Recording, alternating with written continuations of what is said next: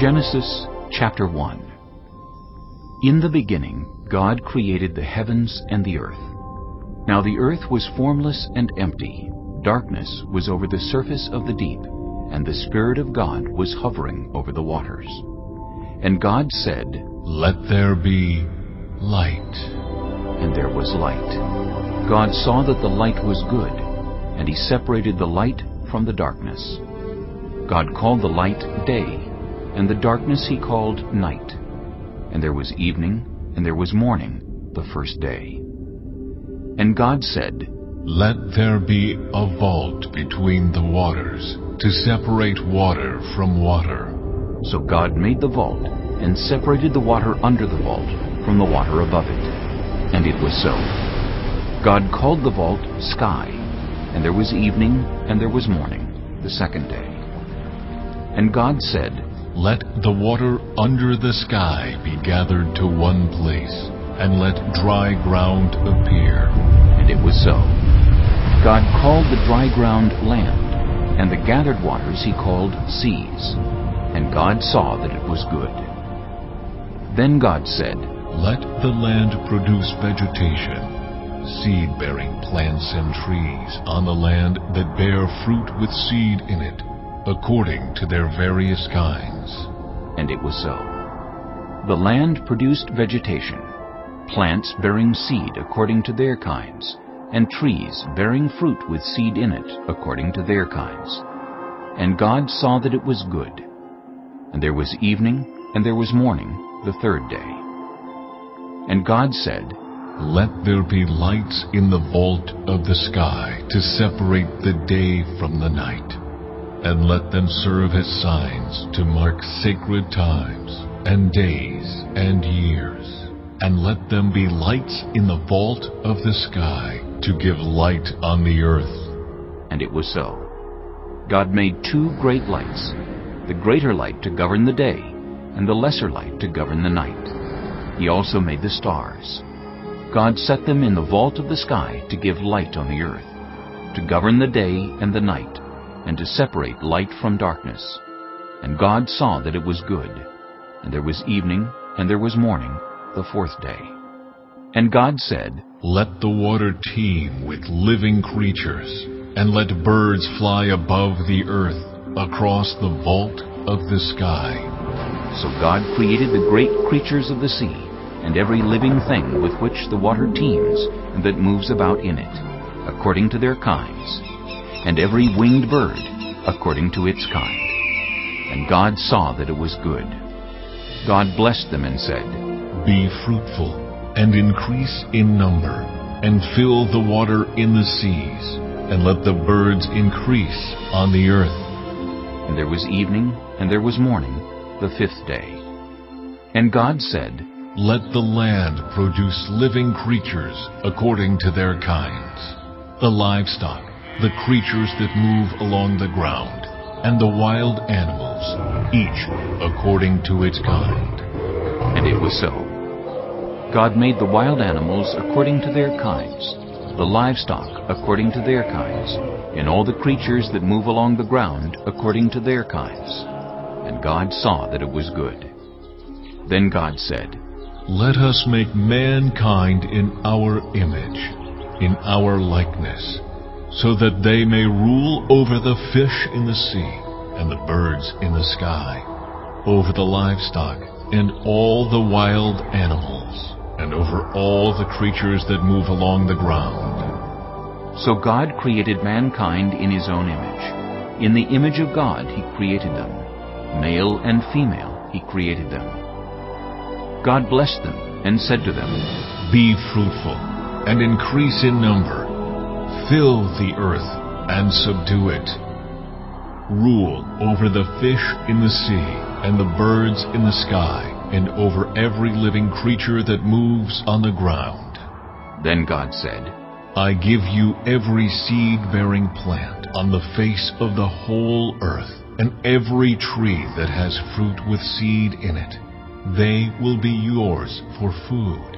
And to all the beasts of the earth, and all the birds in the sky, and all the creatures that move along the ground, everything that has the breath of life in it, I give every green plant for food." And it was so. God saw all that he had made, and it was very good. And there was evening, and there was morning, the sixth day. Chapter 2. Thus the heavens and the earth were completed in all their vast array. By the seventh day God had finished the work he had been doing. So on the seventh day he rested from all his work. Then God blessed the seventh day and made it holy, because on it he rested from all the work of creating that he had done. This is the account of the heavens and the earth when they were created, when the Lord God made the earth and the heavens. Now no shrub had yet appeared on the earth, and no plant had yet sprung up, for the Lord God had not sent rain on the earth, and there was no one to work the ground. But streams came up from the earth and watered the whole surface of the ground. Then the Lord God formed a man from the dust of the ground, and breathed into his nostrils the breath of life, and the man became a living being. Now the Lord God had planted a garden in the east, in Eden, and there he put the man he had formed. The Lord God made all kinds of trees grow out of the ground, trees that were pleasing to the eye and good for food.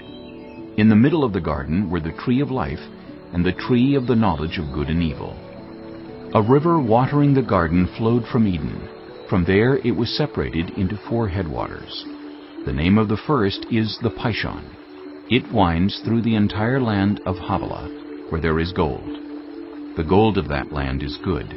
Aromatic resin and onyx are also there. The name of the second river is the Gihon. It winds through the entire land of Cush. The name of the third river is the Tigris. It runs along the east side of Asher. And the fourth river is the Euphrates. The Lord God took the man and put him in the Garden of Eden to work it and take care of it. And the Lord God commanded the man, "You are free to eat from any tree in the garden, but you must not eat from the tree of the knowledge of good and evil. For when you eat from it, you will certainly die." The Lord God said, "It is not good for the man to be alone. I will make a helper suitable for him." Now the Lord God had formed out of the ground all the wild animals and all the birds in the sky. He brought them to the man to see what he would name them, and whatever the man called each living creature, that was its name. So the man gave names to all the livestock, the birds in the sky, and all the wild animals. But for Adam no suitable helper was found. So the Lord God caused the man to fall into a deep sleep.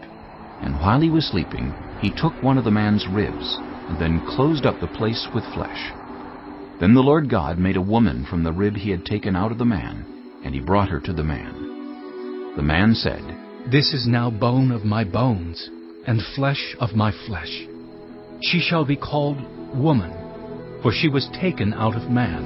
That is why a man leaves his father and mother, and is united to his wife, and they become one flesh. Adam and his wife were both naked, and they felt no shame. Chapter 3. Now the serpent was more crafty than any of the wild animals the Lord God had made. He said to the woman, "Did God really say, 'You must not eat from any tree in the garden'?" The woman said to the serpent, "We may eat fruit from the trees in the garden, but God did say, 'You must not eat fruit from the tree that is in the middle of the garden, and you must not touch it, or you will die.'" "You will not certainly die," the serpent said to the woman, "for God knows that when you eat from it, your eyes will be opened, and you will be like God, knowing good and evil." When the woman saw that the fruit of the tree was good for food and pleasing to the eye, and also desirable for gaining wisdom, she took some and ate it. She also gave some to her husband, who was with her, and he ate it. Then the eyes of both of them were opened, and they realized they were naked. So they sewed fig leaves together and made coverings for themselves. Then the man and his wife heard the sound of the Lord God as he was walking in the garden in the cool of the day. And they hid from the Lord God among the trees of the garden. But the Lord God called to the man, "Where are you?"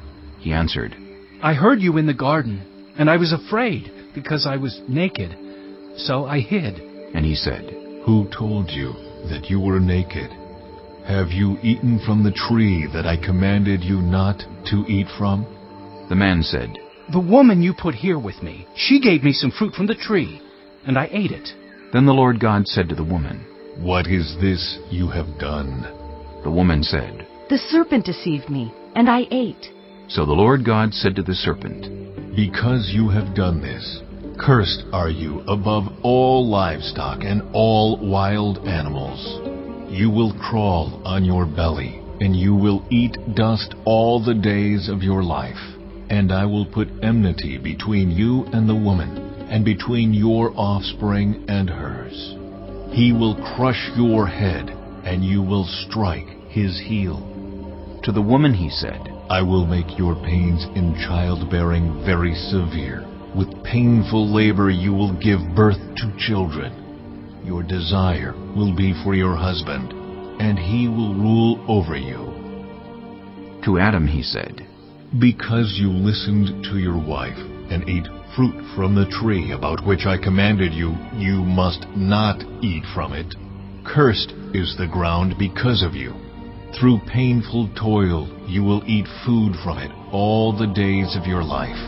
It will produce thorns and thistles for you, and you will eat the plants of the field.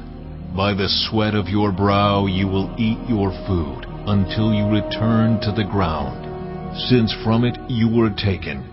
For dust you are, and to dust you will return. Adam named his wife Eve, because she would become the mother of all the living. The Lord God made garments of skin for Adam and his wife and clothed them. And the Lord God said, The man has now become like one of us, knowing good and evil. He must not be allowed to reach out his hand and take also from the tree of life and eat, and live forever.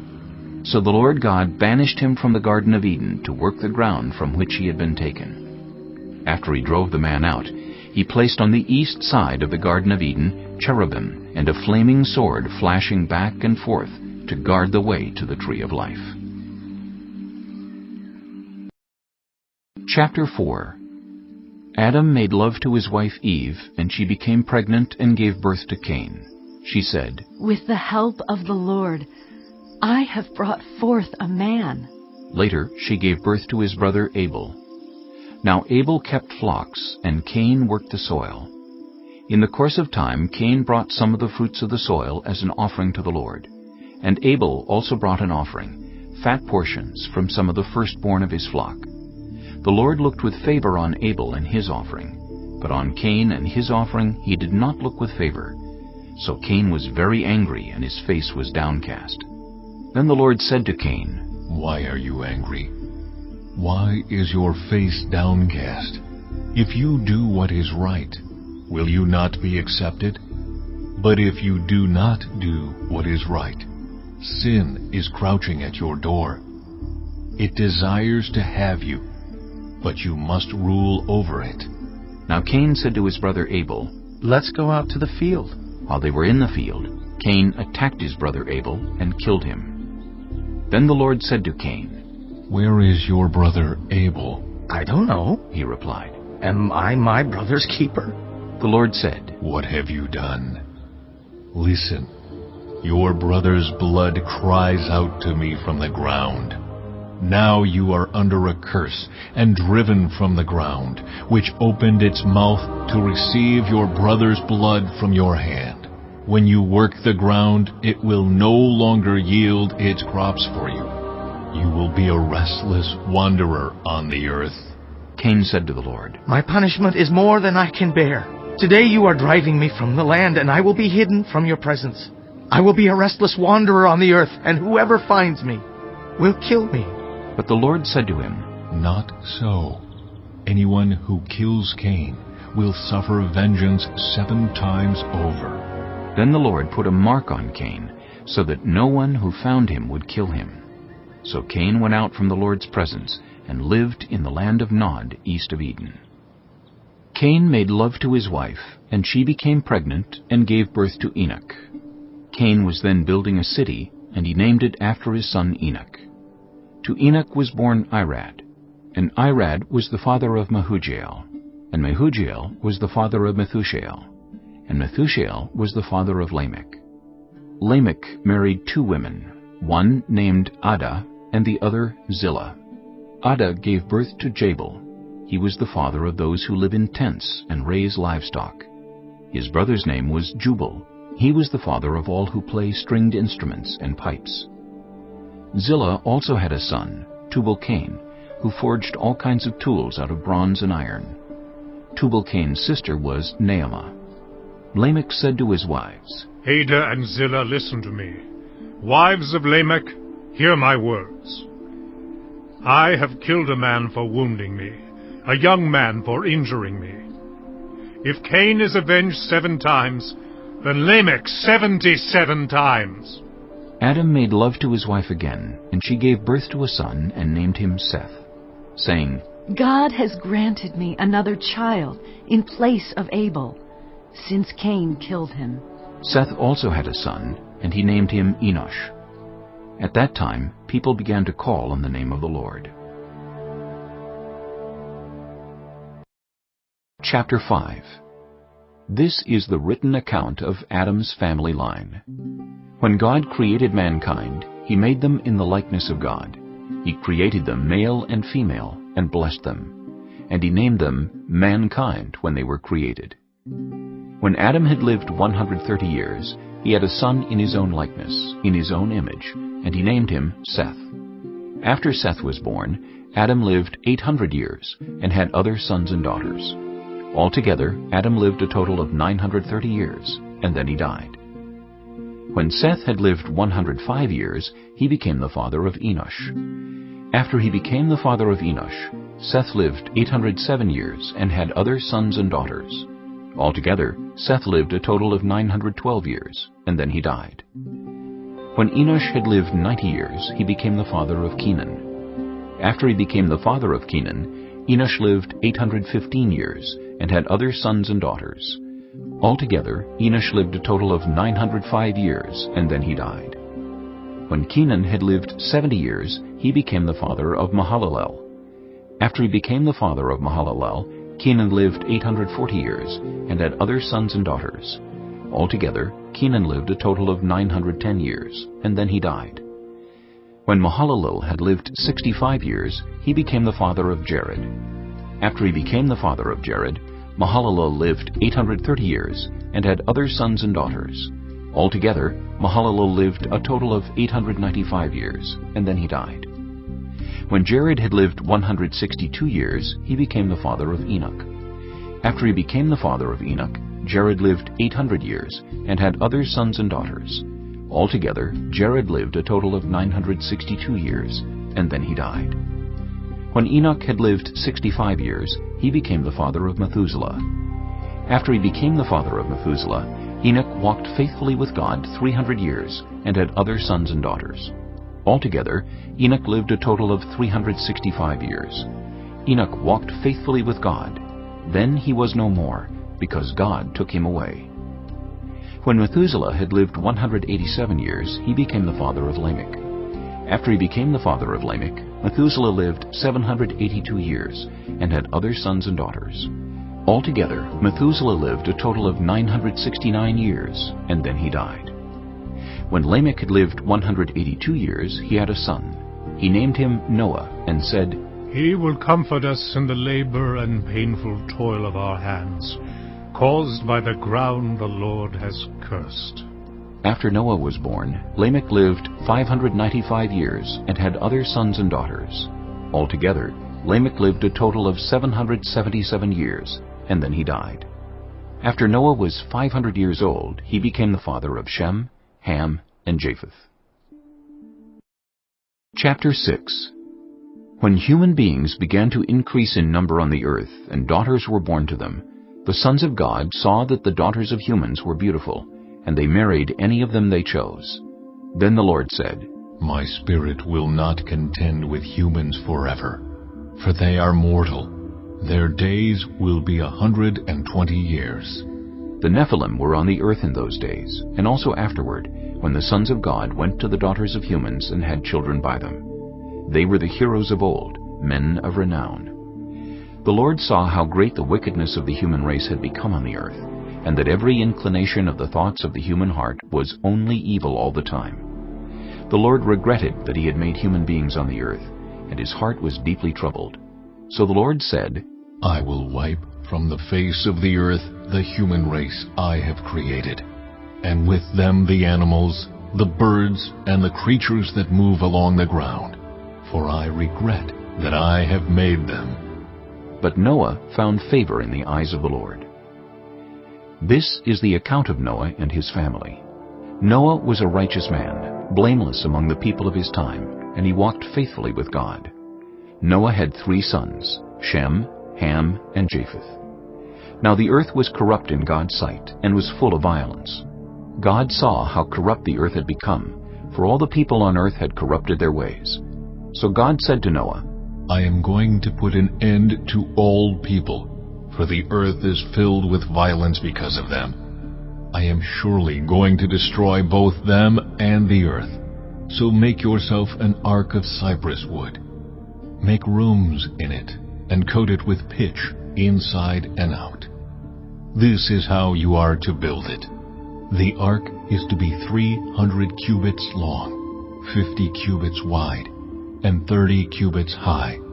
Make a roof for it, leaving below the roof an opening 1 cubit high all around. Put a door in the side of the ark and make lower, middle, and upper decks.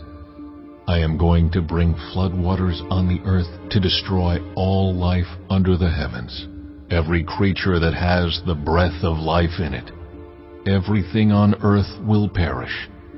But I will establish my covenant with you, and you will enter the ark, you and your sons and your wife and your sons' wives with you.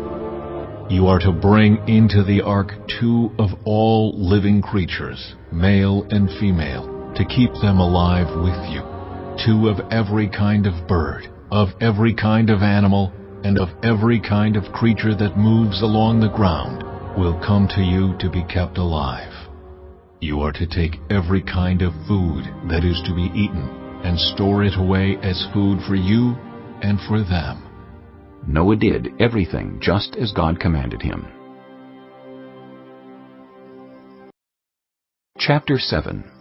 The Lord then said to Noah, Go into the ark, you and your whole family, because I have found you righteous in this generation. Take with you 7 pairs of every kind of clean animal, a male and its mate, and 1 pair of every kind of unclean animal, a male and its mate, and also 7 pairs of every kind of bird, male and female, to keep their various kinds alive throughout the earth.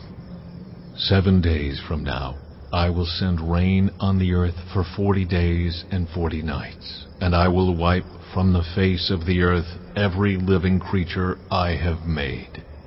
And Noah did all that the Lord commanded him. Noah was 600 years old when the floodwaters came on the earth. And Noah and his sons and his wife and his sons' wives entered the ark to escape the waters of the flood. Pairs of clean and unclean animals, of birds and of all creatures that move along the ground, male and female, came to Noah and entered the ark as God had commanded Noah.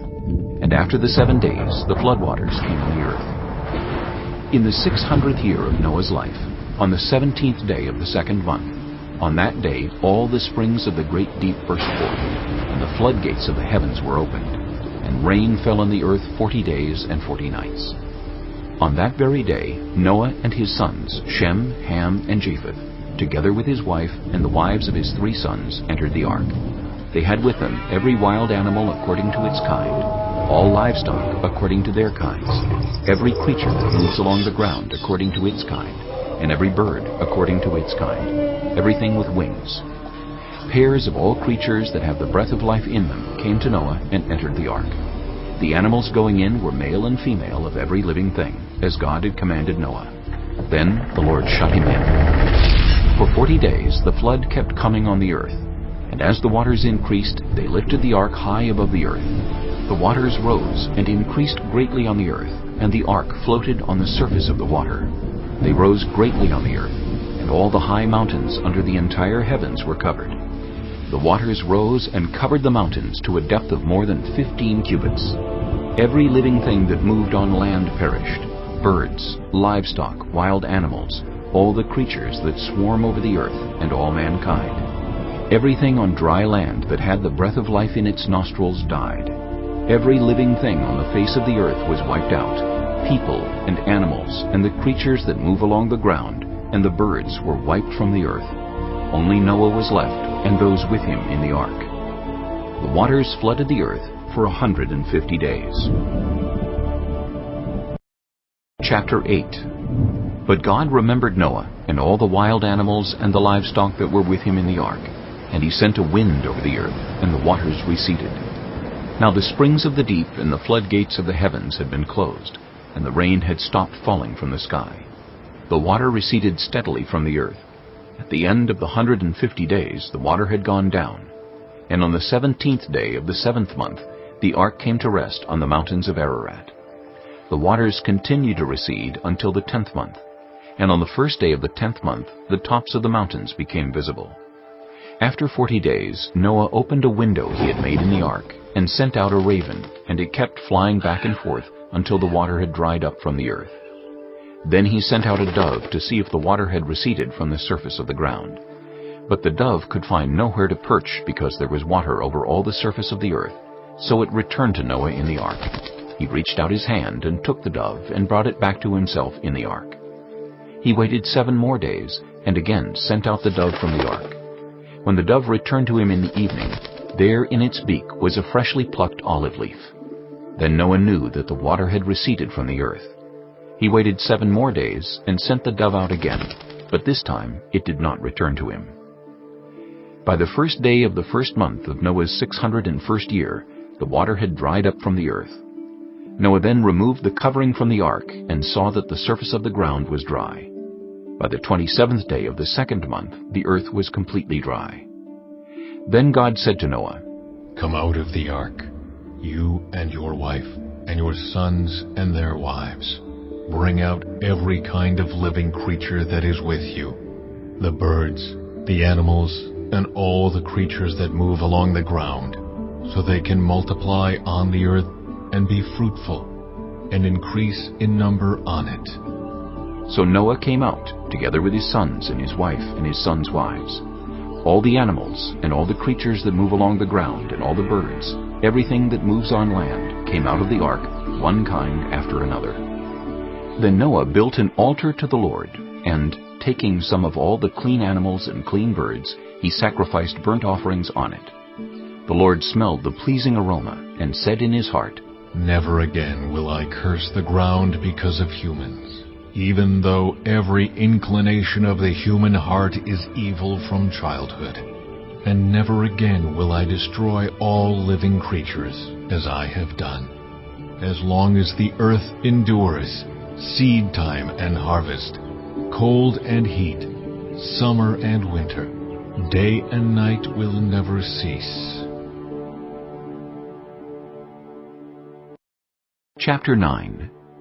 Then God blessed Noah and his sons, saying to them, "Be fruitful and increase in number, and fill the earth. The fear and dread of you will fall on all the beasts of the earth, and on all the birds in the sky, on every creature that moves along the ground, and on all the fish in the sea. They are given into your hands. Everything that lives and moves about will be food for you. Just as I gave you the green plants, I now give you everything. But you must not eat meat that has its lifeblood still in it. And for your lifeblood I will surely demand an accounting. I will demand an accounting from every animal, and from each human being too. I will demand an accounting for the life of another human being. Whoever sheds human blood, by humans shall their blood be shed. For in the image of God has God made mankind. As for you, be fruitful and increase in number. Multiply on the earth and increase upon it." Then God said to Noah and to his sons with him, "I now establish my covenant with you and with your descendants after you, and with every living creature that was with you, the birds, the livestock, and all the wild animals, all those that came out of the ark with you, every living creature on earth. I establish my covenant with you. Never again will all life be destroyed by the waters of a flood. Never again will there be a flood to destroy the earth. And God said, This is the sign of the covenant I am making between me and you, and every living creature with you, a covenant for all generations to come. I have set my rainbow in the clouds, and it will be the sign of the covenant between me and the earth. Whenever I bring clouds over the earth, and the rainbow appears in the clouds, I will remember my covenant between me and you and all living creatures of every kind. Never again will the waters become a flood to destroy all life. Whenever the rainbow appears in the clouds, I will see it and remember the everlasting covenant between God and all living creatures of every kind on the earth. So God said to Noah, This is the sign of the covenant I have established between me and all life on the earth. The sons of Noah who came out of the ark were Shem, Ham, and Japheth. Ham was the father of Canaan. These were the 3 sons of Noah, and from them came the people who were scattered over the whole earth. Noah, a man of the soil, proceeded to plant a vineyard. When he drank some of its wine, he became drunk and lay uncovered inside his tent. Ham, the father of Canaan, saw his father naked and told his 2 brothers outside. But Shem and Japheth took a garment and laid it across their shoulders. Then they walked in backward and covered their father's naked body. Their faces were turned the other way so that they would not see their father naked. When Noah awoke from his wine and found out what his youngest son had done to him, he said, Cursed be Canaan! The lowest of slaves will he be to his brothers. He also said, Praise be to the Lord, the God of Shem. May Canaan be the slave of Shem. May God extend Japheth's territory. May Japheth live in the tents of Shem, and may Canaan be the slave of Japheth. After the flood, Noah lived 350 years. Noah lived a total of 950 years, and then he died. Chapter 10. This is the account of Shem, Ham, and Japheth, Noah's sons, who themselves had sons after the flood. The sons of Japheth: Gomer, Magog, Madai, Javan, Tubal, Meshech, and Tiras. The sons of Gomer: Ashkenaz, Riphath, and Togarmah. The sons of Javan: Elisha, Tarshish, the Kittites, and the Rodanites. From these the maritime peoples spread out into their territories by their clans within their nations, each with its own language. The sons of Ham: Cush, Egypt, Put, and Canaan. The sons of Cush: Seba, Havilah, Sabta, Raamah, and Sabteka. The sons of Raamah: Sheba and Dedan. Cush was the father of Nimrod, who became a mighty warrior on the earth. He was a mighty hunter before the Lord. That is why it is said, Like Nimrod, a mighty hunter before the Lord. The first centers of his kingdom were Babylon, Uruk, Akkad, and Calneh in Shinar. From that land he went to Assyria, where he built Nineveh, Rehoboth-ir, Calah, and Resen, which is between Nineveh and Calah, which is the great city. Egypt was the father of the Ludites, Anamites, Lehabites, Naphtuhites, Pathrusites, Casluhites, from whom the Philistines came, and Caphtorites. Canaan was the father of Sidon his firstborn, and of the Hittites, Jebusites, Amorites, Girgashites, Hivites, Archites, Sinites, Arvadites, Zemarites, and Hamathites. Later the Canaanite clan scattered, and the borders of Canaan reached from Sidon toward Gerar as far as Gaza, and then toward Sodom, Gomorrah, Admah, and Zeboim as far as Lasha. These are the sons of Ham by their clans and languages, in their territories and nations.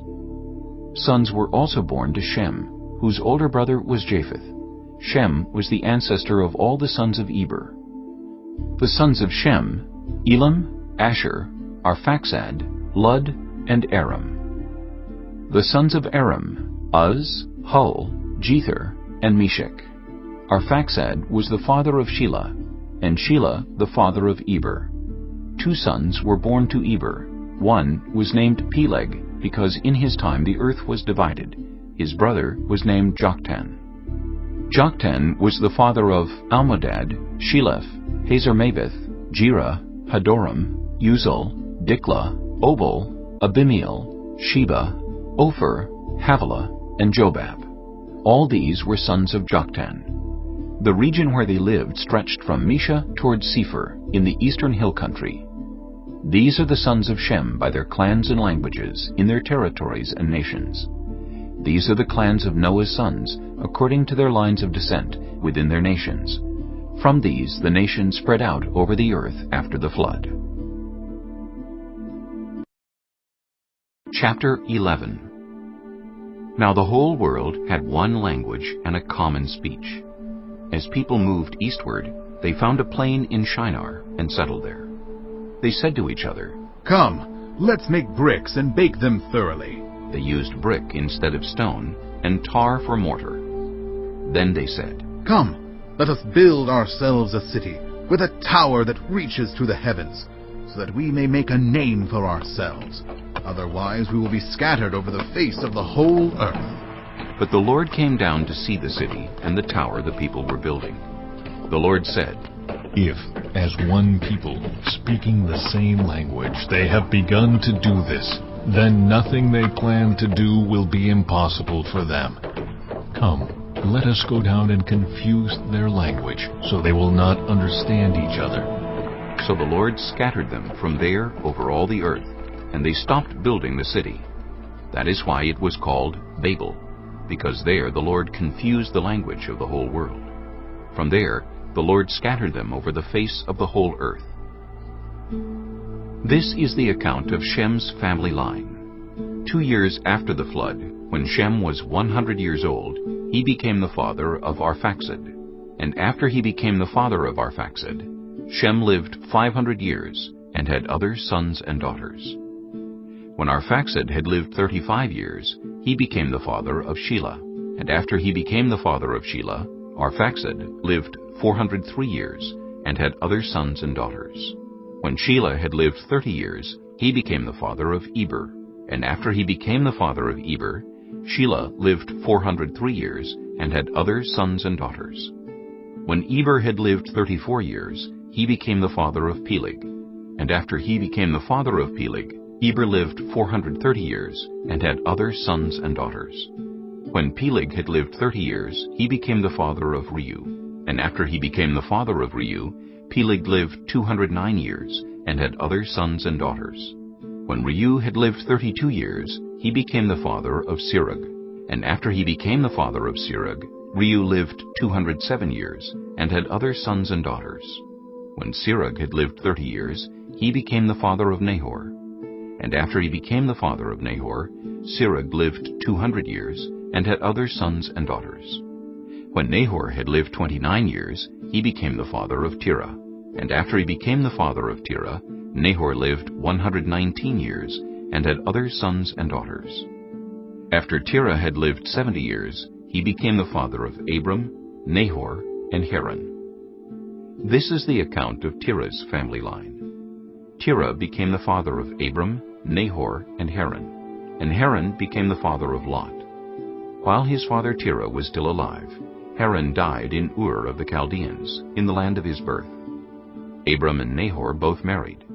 The name of Abram's wife was Sarai, and the name of Nahor's wife was Milcah. She was the daughter of Haran, the father of both Milcah and Iscah. Now Sarai was childless because she was not able to conceive. Terah took his son Abram, his grandson Lot, son of Haran, and his daughter-in-law Sarai, the wife of his son Abram, and together they set out from Ur of the Chaldeans to go to Canaan. But when they came to Haran, they settled there. Terah lived 205 years, and he died in Haran. Chapter 12. The Lord had said to Abram, Go from your country, your people, and your father's household, to the land I will show you. I will make you into a great nation, and I will bless you. I will make your name great, and you will be a blessing. I will bless those who bless you, and whoever curses you, I will curse. And all peoples on earth will be blessed through you. So Abram went as the Lord had told him, and Lot went with him. Abram was 75 years old when he set out from Haran. He took his wife Sarai, his nephew Lot, all the possessions they had accumulated, and the people they had acquired in Haran, and they set out for the land of Canaan, and they arrived there. Abram traveled through the land as far as the site of the great tree of Moreh at Shechem. At that time the Canaanites were in the land. The Lord appeared to Abram and said, To your offspring I will give this land. So he built an altar there to the Lord, who had appeared to him. From there he went on toward the hills east of Bethel, and pitched his tent, with Bethel on the west, and Ai on the east. There he built an altar to the Lord, and called on the name of the Lord. Then Abram set out and continued toward the Negev. Now there was a famine in the land, and Abram went down to Egypt to live there for a while, because the famine was severe. As he was about to enter Egypt, he said to his wife Sarai, I know what a beautiful woman you are. When the Egyptians see you, they will say, This is his wife. Then they will kill me, but will let you live. Say you are my sister, so that I will be treated well for your sake, and my life will be spared because of you. When Abram came to Egypt, the Egyptians saw that Sarai was a very beautiful woman. And when Pharaoh's officials saw her, they praised her to Pharaoh, and she was taken into his palace. He treated Abram well for her sake, and Abram acquired sheep and cattle, male and female donkeys, male and female servants, and camels. But the Lord inflicted serious diseases on Pharaoh and his household because of Abram's wife, Sarai. So Pharaoh summoned Abram. What have you done to me? He said. Why didn't you tell me she was your wife? Why did you say, she is my sister, so that I took her to be my wife? Now then, here is your wife. Take her and go. Then Pharaoh gave orders about Abram to his men, and they sent him on his way with his wife and everything he had. Chapter 13. So Abram went up from Egypt to the Negev with his wife and everything he had, and Lot went with him. Abram had become very wealthy in livestock and in silver and gold. From the Negev he went from place to place until he came to Bethel, to the place between Bethel and Ai, where his tent had been earlier, and where he had first built an altar. There Abram called on the name of the Lord. Now Lot, who was moving about with Abram, also had flocks and herds and tents. But the land could not support them while they stayed together, for their possessions were so great that they were not able to stay together. And quarreling arose between Abram's herders and Lot's. The Canaanites and Perizzites were also living in the land at that time. So Abram said to Lot, Let's not have any quarreling between you and me, or between your herders and mine, for we are close relatives. Is not the whole land before you? Let's part company. If you go to the left, I'll go to the right. If you go to the right, I'll go to the left. Lot looked around and saw that the whole plain of the Jordan toward Zoar was well watered, like the garden of the Lord, like the land of Egypt. This was before the Lord destroyed Sodom and Gomorrah. So Lot chose for himself the whole plain of the Jordan, and set out toward the east. The two men parted company. Abram lived in the land of Canaan, while Lot lived among the cities of the plain, and pitched his tents near Sodom. Now the people of Sodom were wicked, and were sinning greatly against the Lord. The Lord said to Abram after Lot had parted from him, Look around from where you are, to the north and south, to the east and west. All the land that you see I will give to you and your offspring forever. I will make your offspring like the dust of the earth, so that if anyone could count the dust, then your offspring could be counted. Go, walk through the length and breadth of the land, for I am giving it to you. So Abram went to live near the great trees of Mamre at Hebron, where he pitched his tents. There he built an altar to the Lord. Chapter 14. At the time when Amraphel was king of Shinar, Arioch, king of Elasar, Chedorlaomer, king of Elam, and Tidal, king of Goyim. These kings went to war against Bera, king of Sodom, Birsha, king of Gomorrah, Shinab, king of Admah, Shemember, king of Zeboim, and the king of Bela, that is, Zoar. All these latter kings joined forces in the valley of Siddim, that is, the Dead Sea Valley. For 12 years they had been subject to Chedorlaomer, but in the 13th year they rebelled. In the 14th year, Chedorlaomer and the kings allied with him went out and defeated the Rephaites in Ashtaroth-Karnaim, the Zuzites in Ham, the Emites in Sheva Kiriathaim, and the Horites in the hill country of Seir, as far as El Paran near the desert. Then they turned back and went to En-Mishpat, that is Kadesh, and they conquered the whole territory of the Amalekites, as well as the Amorites who were living in Hazazon Tamar. Then the king of Sodom, the king of Gomorrah, the king of Admah, the king of Zeboim, and the king of Bela, that is Zoar, marched out and drew up their battle lines in the valley of Siddim against Chedorlaomer, king of Elam, Tidal, king of Goyim, Amraphel, king of Shinar, and Arioch, king of Elasar, 4 kings against 5. Now the valley of Siddim was full of tar pits, and when the kings of Sodom and Gomorrah fled, some of the men fell into them, and the rest fled to the hills. The 4 kings seized all the goods of Sodom and Gomorrah, and all their food. Then they went away. They also carried off Abram's nephew Lot and his possessions, since he was living in Sodom. A man who had escaped came and reported this to Abram the Hebrew.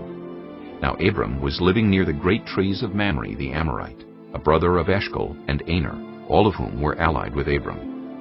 When Abram heard that his relative had been taken captive, he called out the 318 trained men born in his household and went in pursuit as far as Dan. During the night, Abram divided his men to attack them, and he routed them, pursuing them as far as Hobah, north of Damascus. He recovered all the goods and brought back his relative Lot and his possessions, together with the women and the other people. After Abram returned from defeating Chedorlaomer and the kings allied with him, the king of Sodom came out to meet him in the valley of Sheva, that is, the king's valley. Then Melchizedek, king of Salem, brought out bread and wine. He was priest of God Most High, and he blessed Abram, saying, Blessed be Abram by God Most High, creator of heaven and earth. And praise be to God Most High, who delivered your enemies into your hand. Then Abram gave him 1/10 of everything. The king of Sodom said to Abram, Give me the people, and keep the goods for yourself. But Abram said to the king of Sodom, With raised hand I have sworn an oath to the Lord, God Most High, creator of heaven and earth, that I will accept nothing belonging to you, not even a thread or the strap of a sandal, so that you will never be able to say, I made Abram rich. I will accept nothing but what my men have eaten, and the share that belongs to the men who went with me, to Aner, Eshcol, and Mamre. Let them have their share. Chapter 15. After this, the word of the Lord came to Abram in a vision. Do not be afraid, Abram. I am your shield, your very great reward. But Abram said, Sovereign Lord, what can you give me, since I remain childless, and the one who will inherit my estate is Eliezer of Damascus? And Abram said, You have given me no children, so a servant in my household will be my heir. Then the word of the Lord came to him. This man will not be your heir, but a son who is your own flesh and blood will be your heir. He took him outside and said, Look up at the sky, and count the stars, if indeed you can count them. Then he said to him, So shall your offspring be. Abram believed the Lord, and he credited it to him as righteousness. He also said to him, I am the Lord, who brought you out of Ur of the Chaldeans, to give you this land, to take possession of it. But Abram said, Sovereign Lord, how can I know that I will gain possession of it? So the Lord said to him, Bring me a heifer, a goat, and a ram, each 3 years old, along with a dove and a young pigeon. Abram brought all these to him, cut them in two, and arranged the halves opposite each other. The birds, however, he did not cut in half. Then birds of prey came down on the carcasses, but Abram drove them away. As the sun was setting, Abram fell into a deep sleep, and a thick and dreadful darkness came over him. Then the Lord said to him, Know for certain that for 400 years your descendants will be strangers in a country not their own, and that they will be enslaved and mistreated there. But I will punish the nation they serve as slaves, and afterward they will come out with great possessions. You, however, will go to your ancestors in peace and be buried at a good old age. In the 4th generation, your descendants will come back here, for the sin of the Amorites has not yet reached its full measure. When the sun had set and darkness had fallen, a smoking firepot with a blazing torch appeared and passed between the pieces. On that day, the Lord made a covenant with Abram and said, To your descendants I give this land, from the Wadi of Egypt to the great river, the Euphrates, the land of the Kenites, Kenizzites, Cadmonites, Hittites, Perizzites, Rephaites, Amorites, Canaanites, Girgashites, and Jebusites. Chapter 16. Now Sarai, Abram's wife, had borne him no children, but she had an Egyptian slave named Hagar. So she said to Abram, The Lord has kept me from having children. Go sleep with my slave. Perhaps I can build a family through her. Abram agreed to what Sarai said. So after Abram had been living in Canaan 10 years, Sarai his wife took her Egyptian slave Hagar and gave her to her husband to be his wife. He slept with Hagar, and she conceived. When she knew she was pregnant, she began to despise her mistress. Then Sarai said to Abram, You are responsible for the wrong I am suffering. I put my slave in your arms, and now that she knows she is pregnant, she despises me. May the Lord judge between you and me. Your slave is in your hands, Abram said. Do with her whatever you think best. Then Sarai mistreated Hagar, so she fled from her.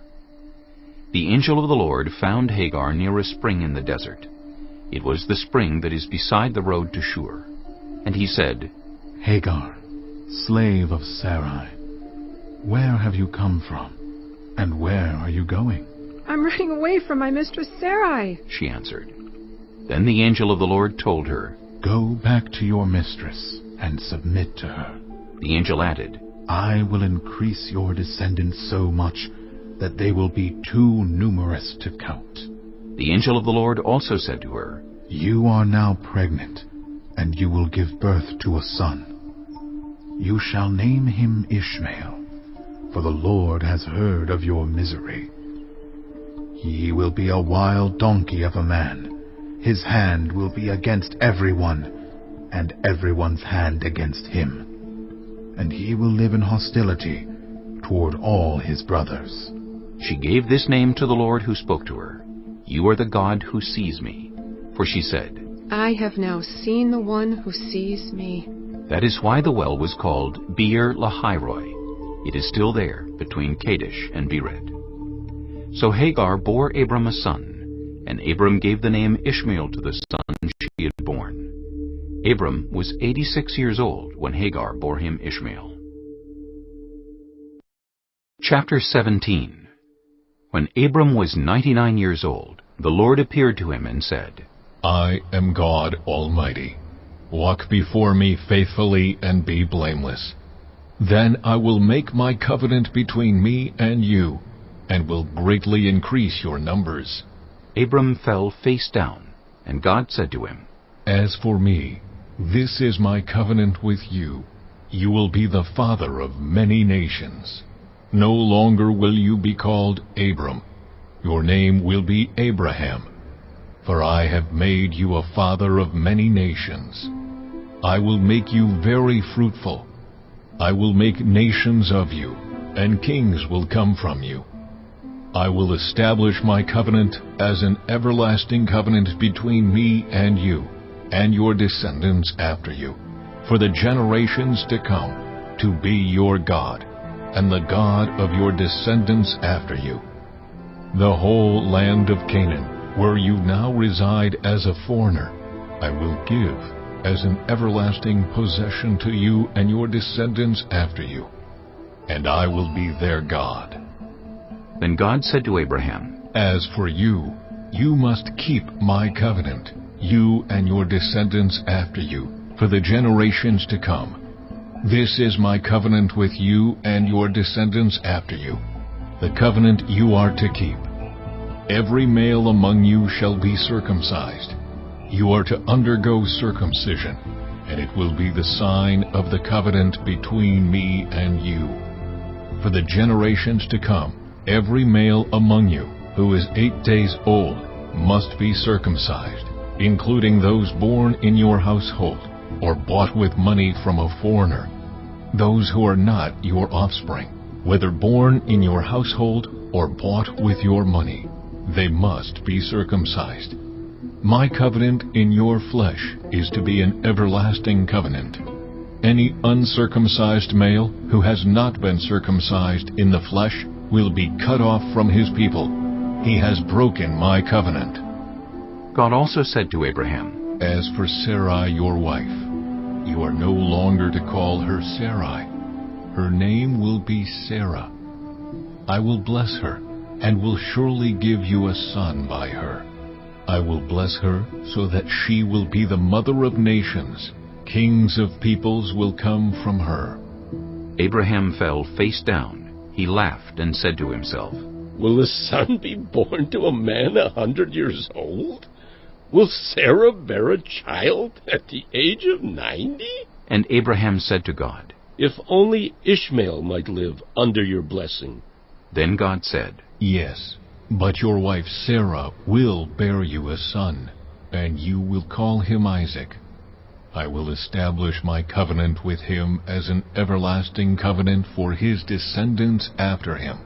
And as for Ishmael, I have heard you. I will surely bless him. I will make him fruitful and will greatly increase his numbers. He will be the father of 12 rulers, and I will make him into a great nation. But my covenant I will establish with Isaac, whom Sarah will bear to you by this time next year. When he had finished speaking with Abraham, God went up from him. On that very day, Abraham took his son Ishmael, and all those born in his household were bought with his money, every male in his household, and circumcised them, as God told him. Abraham was 99 years old when he was circumcised, and his son Ishmael was 13. Abraham and his son Ishmael were both circumcised on that very day, and every male in Abraham's household, including those born in his household or bought from a foreigner, was circumcised with him. Chapter 18. The Lord appeared to Abraham near the great trees of Mamre, while he was sitting at the entrance to his tent in the heat of the day. Abraham looked up and saw 3 men standing nearby. When he saw them, he hurried from the entrance of his tent to meet them, and bowed low to the ground. He said, If I have found favor in your eyes, my Lord, do not pass your servant by. Let a little water be brought, and then you may all wash your feet and rest under this tree. Let me get you something to eat, so you can be refreshed, and then go on your way, now that you have come to your servant. Very well, they answered. Do as you say. So Abraham hurried into the tent to Sarah. Quick, he said. Get 3 seahs of the finest flour and knead it, and bake some bread. Then he ran to the herd, and selected a choice tender calf, and gave it to a servant, who hurried to prepare it. He then brought some curds and milk and the calf that had been prepared, and set these before them. While they ate, he stood near them under a tree. Where is your wife Sarah? They asked him. There, in the tent, he said. Then one of them said, I will surely return to you about this time next year, and Sarah your wife will have a son. Now Sarah was listening at the entrance to the tent which was behind him. Abraham and Sarah were already very old, and Sarah was past the age of childbearing. So Sarah laughed to herself as she thought, After I am worn out and my Lord is old, will I now have this pleasure? Then the Lord said to Abraham, Why did Sarah laugh and say, Will I really have a child, now that I am old? Is anything too hard for the Lord? I will return to you at the appointed time next year, and Sarah will have a son. Sarah was afraid, so she lied and said, I did not laugh. But he said, Yes, you did laugh. When the men got up to leave, they looked down toward Sodom, and Abraham walked along with them to see them on their way. Then the Lord said, Shall I hide from Abraham what I am about to do? Abraham will surely become a great and powerful nation, and all nations on earth will be blessed through him. For I have chosen him, so that he will direct his children and his household after him, to keep the way of the Lord by doing what is right and just, so that the Lord will bring about for Abraham what he has promised him. Then the Lord said, The outcry against Sodom and Gomorrah is so great, and their sin so grievous, that I will go down and see if what they have done is as bad as the outcry that has reached me. If not, I will know. The men turned away and went toward Sodom. But Abraham remained standing before the Lord. Then Abraham approached him and said, Will you sweep away the righteous with the wicked? What if there are 50 righteous people in the city? Will you really sweep it away and not spare the place for the sake of the 50 righteous people in it? Far be it from you to do such a thing, to kill the righteous with the wicked, treating the righteous and the wicked alike. Far be it from you. Will not the judge of all the earth do right? The Lord said, If I find 50 righteous people in the city of Sodom, I will spare the whole place for their sake. Then Abraham spoke up again. Now that I have been so bold as to speak to the Lord, though I am nothing but dust and ashes, what if the number of the righteous is 5 less than 50? Will you destroy the whole city for lack of 5 people? If I find 45 there, he said, I will not destroy it. Once again he spoke to him. What if only 40 are found there? He said, For the sake of 40, I will not do it. Then he said, May the Lord not be angry, but let me speak. What if only 30 can be found there? He answered, I will not do it if I find 30 there. Abraham said, Now that I have been so bold as to speak to the Lord, what if only 20 can be found there? He said, For the sake of 20, I will not destroy it. Then he said, May the Lord not be angry, but let me speak just once more. What if only 10 can be found there? He answered, For the sake of 10, I will not destroy it. When the Lord had finished speaking with Abraham, he left, and Abraham returned home. Chapter 19. The 2 angels arrived at Sodom in the evening, and Lot was sitting in the gateway of the city. When he saw them, he got up to meet them and bowed down with his face to the ground. My lords, he said, please turn aside to your servant's house. You can wash your feet and spend the night, and then go on your way early in the morning. No, they answered. We will spend the night in the square. But he insisted so strongly that they did go with him and entered his house. He prepared a meal for them, baking bread without yeast, and they ate. Before they had gone to bed, all the men from every part of the city of Sodom, both young and old, surrounded the house. They called to Lot, Where are the men who came to you tonight? Bring them out to us so that we can have sex with them. Lot went outside to meet them and shut the door behind them and said, No, my friends, don't do this wicked thing.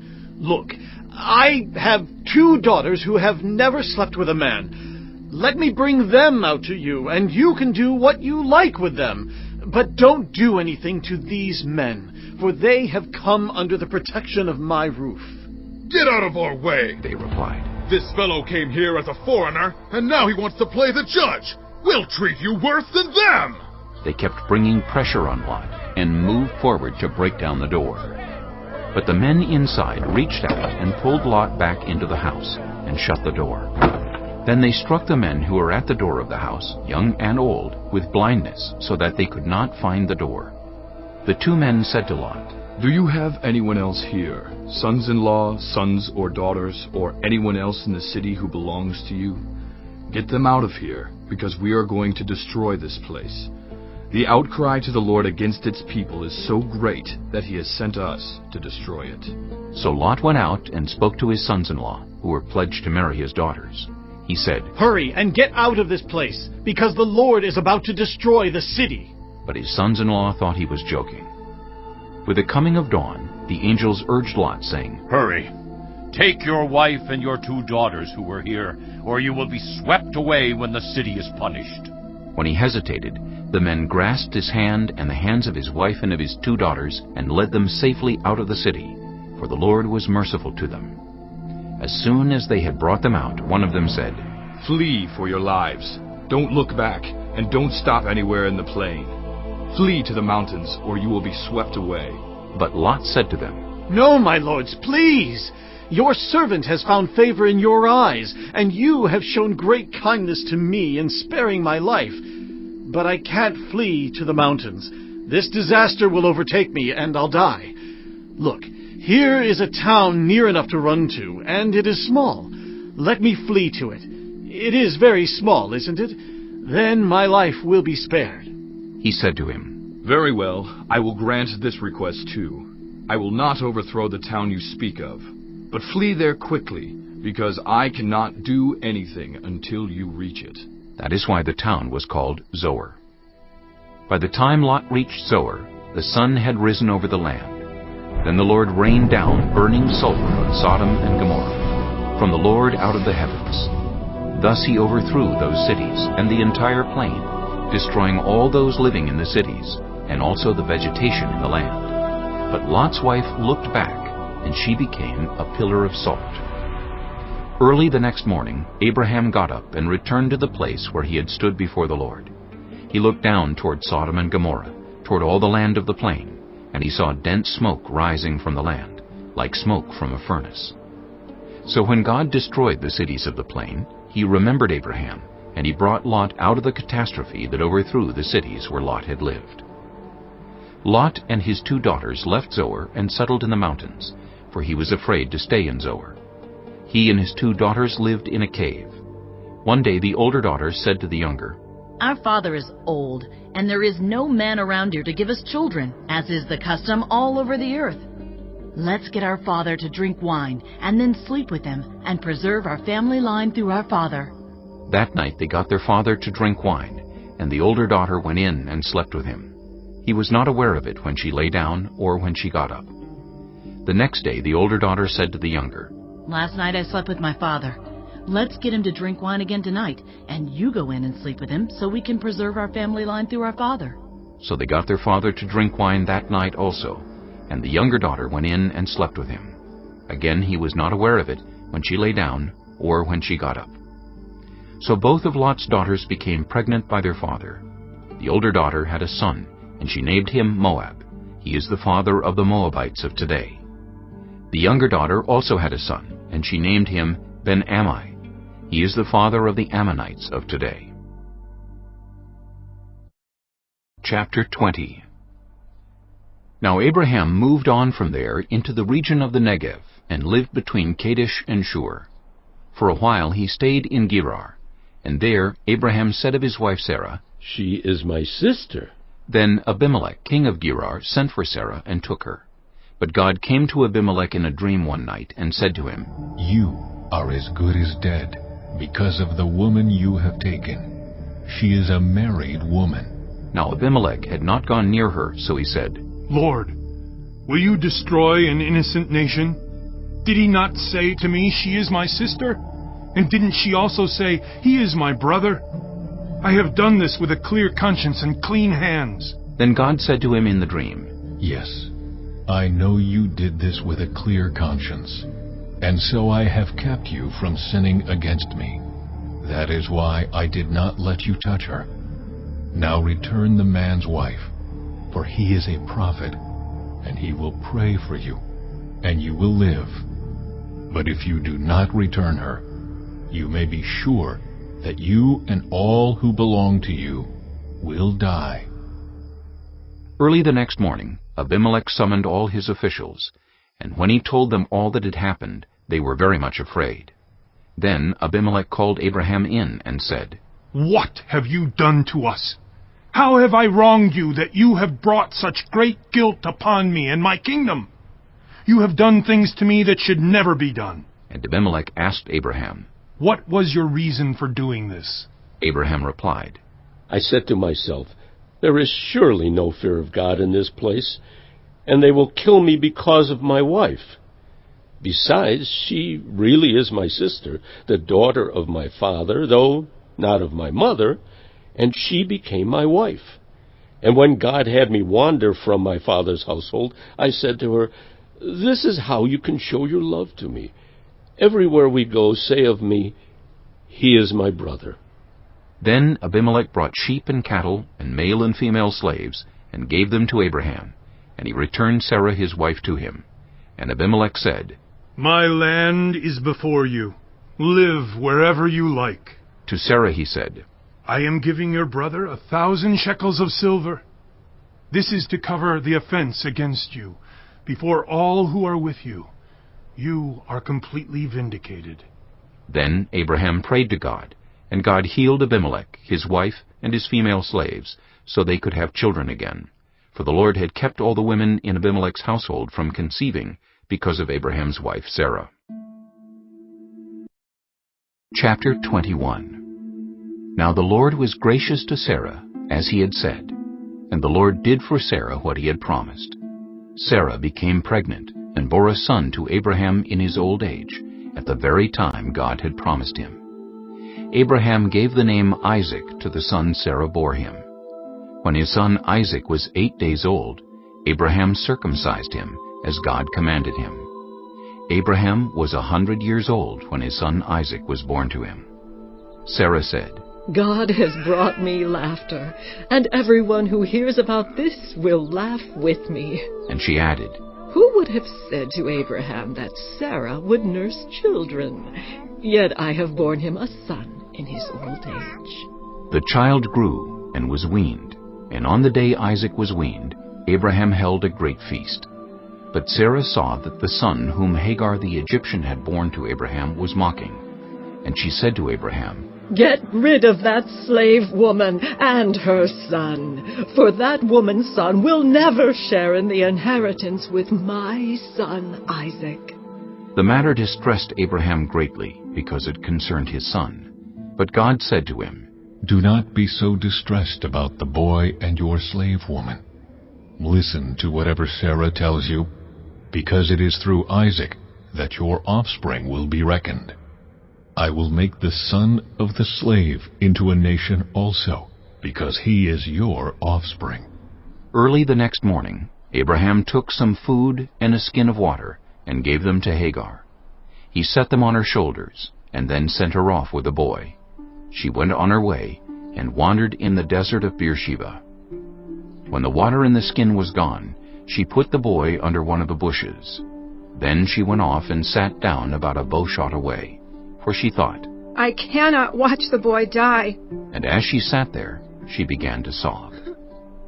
God heard the boy crying, and the angel of God called to Hagar from heaven, and said to her, "What is the matter, Hagar?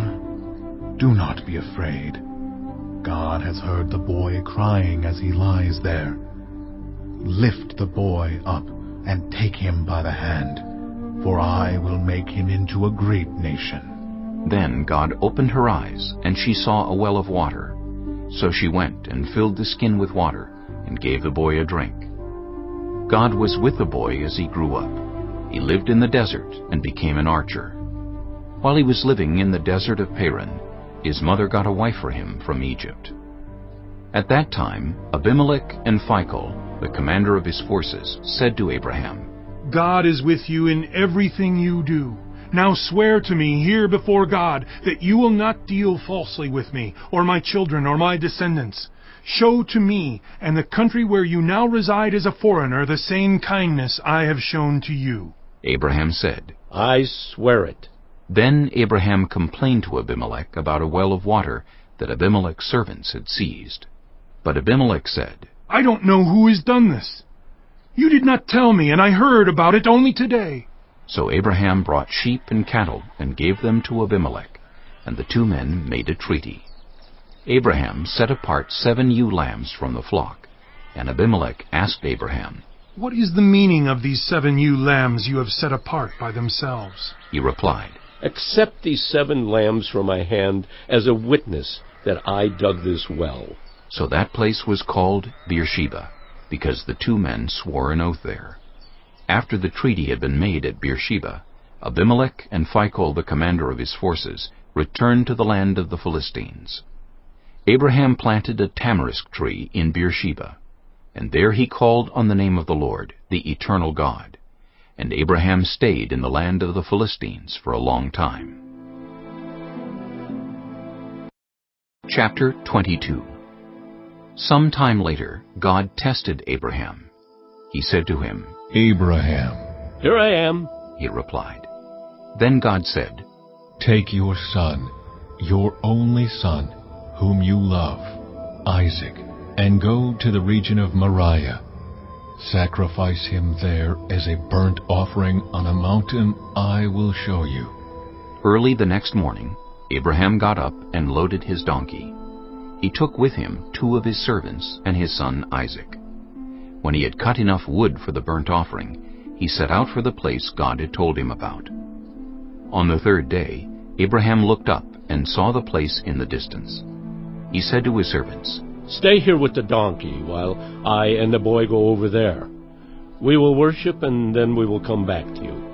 Abraham took the wood for the burnt offering and placed it on his son Isaac, and he himself carried the fire and the knife. As the 2 of them went on together, Isaac spoke up and said to his father Abraham, "Father?" "Yes, my son?" Abraham replied. "The fire and wood are here." Isaac said. "But where is the lamb for the burnt offering?" Abraham answered, "God himself will provide the lamb for the burnt offering, my son." And the 2 of them went on together. When they reached the place God had told him about, Abraham built an altar there and arranged the wood on it. He bound his son Isaac and laid him on the altar, on top of the wood. Then he reached out his hand and took the knife to slay his son. But the angel of the Lord called out to him from heaven, "Abraham! Abraham!" "Here I am," he replied. "Do not lay a hand on the boy," he said. "Do not do anything to him. Now I know that you fear God, because you have not withheld from me your son, your only son." Abraham looked up, and there in a thicket he saw a ram caught by its horns. He went over and took the ram and sacrificed it as a burnt offering instead of his son. So Abraham called that place, "The Lord will provide." And to this day it is said, "On the mountain of the Lord it will be provided." The angel of the Lord called to Abraham from heaven a second time, and said, "I swear by myself, declares the Lord, that because you have done this and have not withheld your son, your only son, I will surely bless you and make your descendants as numerous as the stars in the sky and as the sand on the seashore.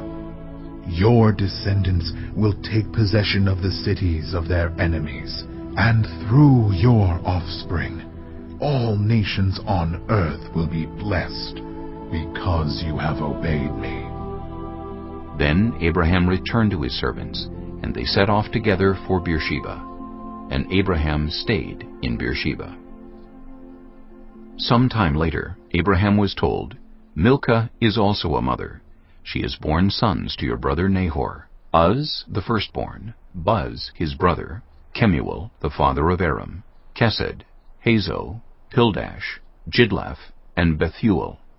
Bethuel became the father of Rebekah. Milcah bore these 8 sons to Abraham's brother Nahor. His concubine, whose name was Rumah, also had sons. Teba, Gaham, Tahash, and Maacah. Chapter 23. Sarah lived to be 127 years old. She died at Kiriath Arba, that is, Hebron, in the land of Canaan. And Abraham went to mourn for Sarah and to weep over her. Then Abraham rose from beside his dead wife and spoke to the Hittites. He said, I am a foreigner and stranger among you. Sell me some property for a burial site here, so I can bury my dead. The Hittites replied to Abraham, Sir, listen to us. You are a mighty prince among us. Bury your dead in the choicest of our tombs. None of us will refuse you his tomb for burying your dead. Then Abraham rose and bowed down before the people of the land, the Hittites. He said to them, If you are willing to let me bury my dead, then listen to me, and intercede with Ephron, son of Zohar, on my behalf.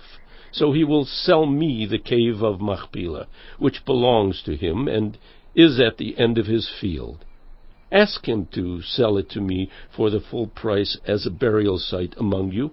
Ephron the Hittite was sitting among his people, and he replied to Abraham in the hearing of all the Hittites who had come to the gate of his city. No, my lord, he said. Listen to me. I give you the field, and I give you the cave that is in it. I give it to you in the presence of my people. Bury your dead. Again Abraham bowed down before the people of the land, and he said to Ephron in their hearing, Listen to me, if you will. I will pay the price of the field.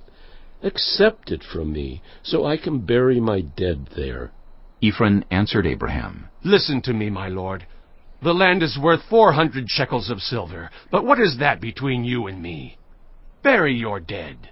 Abraham agreed to Ephron's terms, and weighed out for him the price he had named in the hearing of the Hittites, 400 shekels of silver, according to the weight current among the merchants. So Ephron's field in Machpelah, near Mamre, both the field and the cave in it, and all the trees within the borders of the field, was deeded to Abraham as his property, in the presence of all the Hittites who had come to the gate of the city. Afterward, Abraham buried his wife Sarah in the cave in the field of Machpelah, near Mamre, which is at Hebron, in the land of Canaan. So the field and the cave in it were deeded to Abraham by the Hittites as a burial site. Chapter 24. Abraham was now very old, and the Lord had blessed him in every way. He said to the senior servant in his household, the one in charge of all that he had, Put your hand under my thigh. I want you to swear by the Lord, the God of heaven and the God of earth, that you will not get a wife for my son from the daughters of the Canaanites, among whom I am living, but will go to my country and my own relatives and get a wife for my son Isaac. The servant asked him, What if the woman is unwilling to come back with me to this land? Shall I then take your son back to the country you came from? Make sure that you do not take my son back there, Abraham said. The Lord, the God of heaven, who brought me out of my father's household and my native land, and who spoke to me and promised me on oath, saying, To your offspring I will give this land. He will send his angel before you, so that you can get a wife for my son from there. If the woman is unwilling to come back with you, then you will be released from this oath of mine. Only do not take my son back there. So the servant put his hand under the thigh of his master Abraham, and swore an oath to him concerning this matter. Then the servant left, taking with him 10 of his master's camels, loaded with all kinds of good things from his master. He set out for Aram Naharaim, and made his way to the town of Nahor. He had the camels kneel down near the well outside the town. It was toward evening, the time the women go out to draw water. Then he prayed, Lord, God of my master Abraham, make me successful today, and show kindness to my master Abraham. See, I am standing beside this spring, and the daughters of the townspeople are coming out to draw water. May it be that when I say to a young woman, Please, let down your jar that I may have a drink, and she says, Drink, and I'll water your camels too. Let her be the one you have chosen for your servant Isaac. By this I will know that you have shown kindness to my master." Before he had finished praying, Rebekah came out with her jar on her shoulder. She was the daughter of Bethuel, son of Milcah, who was the wife of Abraham's brother Nahor. The woman was very beautiful, a virgin. No man had ever slept with her. She went down to the spring, filled her jar, and came up again. The servant hurried to meet her and said, "Please, give me a little water from your jar." "Drink, my lord," she said, and quickly lowered the jar to her hands and gave him a drink. After she had given him a drink, she said, "I'll draw water for your camels, too, until they have had enough to drink." So she quickly emptied her jar into the trough, ran back to the well to draw more water, and drew enough for all his camels. Without saying a word, the man watched her closely to learn whether or not the Lord had made his journey successful. When the camels had finished drinking, the man took out a gold nose ring weighing a beka, and 2 gold bracelets weighing 10 shekels. Then he asked, "Whose daughter are you? Please tell me, is there room in your father's house for us to spend the night?" She answered him, "I am the daughter of Bethuel, the son that Milcah bore to Nahor." And she added, "We have plenty of straw and fodder, as well as room for you to spend the night." Then the man bowed down and worshipped the Lord, saying, "Praise be to the Lord, the God of my master Abraham, who has not abandoned his kindness and faithfulness to my master. As for me, the Lord has led me on the journey to the house of my master's relatives." The young woman ran and told her mother's household about these things. Now Rebekah had a brother named Laban, and he hurried out to the man at the spring. As soon as he had seen the nose ring and the bracelets on his sister's arms, and had heard Rebekah tell what the man said to her, he went out to the man and found him standing by the camels near the spring. "Come, you who are blessed by the Lord," he said. "Why are you standing out here? I have prepared the house and a place for the camels." So the man went to the house, and the camels were unloaded. Straw and fodder were brought for the camels, and water for him and his men to wash their feet. Then food was set before him, but he said, "I will not eat until I have told you what I have to say." "Then tell us," Laban said. So he said, "I am Abraham's servant. The Lord has blessed my master abundantly, and he has become wealthy. He has given him sheep and cattle, silver and gold, male and female servants, and camels and donkeys. My master's wife Sarah has borne him a son in her old age, and he has given him everything he owns. And my master made me swear an oath, and said, 'You must not get a wife for my son from the daughters of the Canaanites, in whose land I live. But go to my father's family, and to my own clan, and get a wife for my son.' Then I asked my master, 'What if the woman will not come back with me?' He replied, 'The Lord before whom I have walked faithfully will send his angel with you and make your journey a success, so that you can get a wife for my son from my own clan and from my father's family. You will be released from my oath if, when you go to my clan, they refuse to give her to you. Then you will be released from my oath.' When I came to the spring today, I said, 'Lord, God of my master Abraham, if you will, please grant success to the journey on which I have come. See, I am standing beside this spring. If a young woman comes out to draw water, and I say to her, "Please let me drink a little water from your jar," and if she says to me, "Drink, and I'll draw water for your camels too," let her be the one the Lord has chosen for my master's son." Before I finished praying in my heart, Rebekah came out, with her jar on her shoulder. She went down to the spring and drew water, and I said to her, "Please, give me a drink." She quickly lowered her jar from her shoulder and said, "Drink, and I'll water your camels too." So I drank, and she watered the camels also. I asked her, "Whose daughter are you?" She said, "The daughter of Bethuel, son of Nahor, whom Milcah bore to him." Then I put the ring in her nose and the bracelets on her arms, and I bowed down and worshipped the Lord. I praised the Lord, the God of my master Abraham, who had led me on the right road to get the granddaughter of my master's brother for his son. Now if you will show kindness and faithfulness to my master, tell me. And if not, tell me, so I may know which way to turn. Laban and Bethuel answered, This is from the Lord. We can say nothing to you one way or the other. Here is Rebekah. Take her and go, and let her become the wife of your master's son, as the Lord has directed. When Abraham's servant heard what they said, he bowed down to the ground before the Lord. Then the servant brought out gold and silver jewelry and articles of clothing, and gave them to Rebekah. He also gave costly gifts to her brother and to her mother. Then he and the men who were with him ate and drank, and spent the night there. When they got up the next morning, he said, Send me on my way to my master. But her brother and her mother replied, Let the young woman remain with us 10 days or so. Then you may go. But he said to them, Do not detain me, now that the Lord has granted success to my journey. Send me on my way so I may go to my master.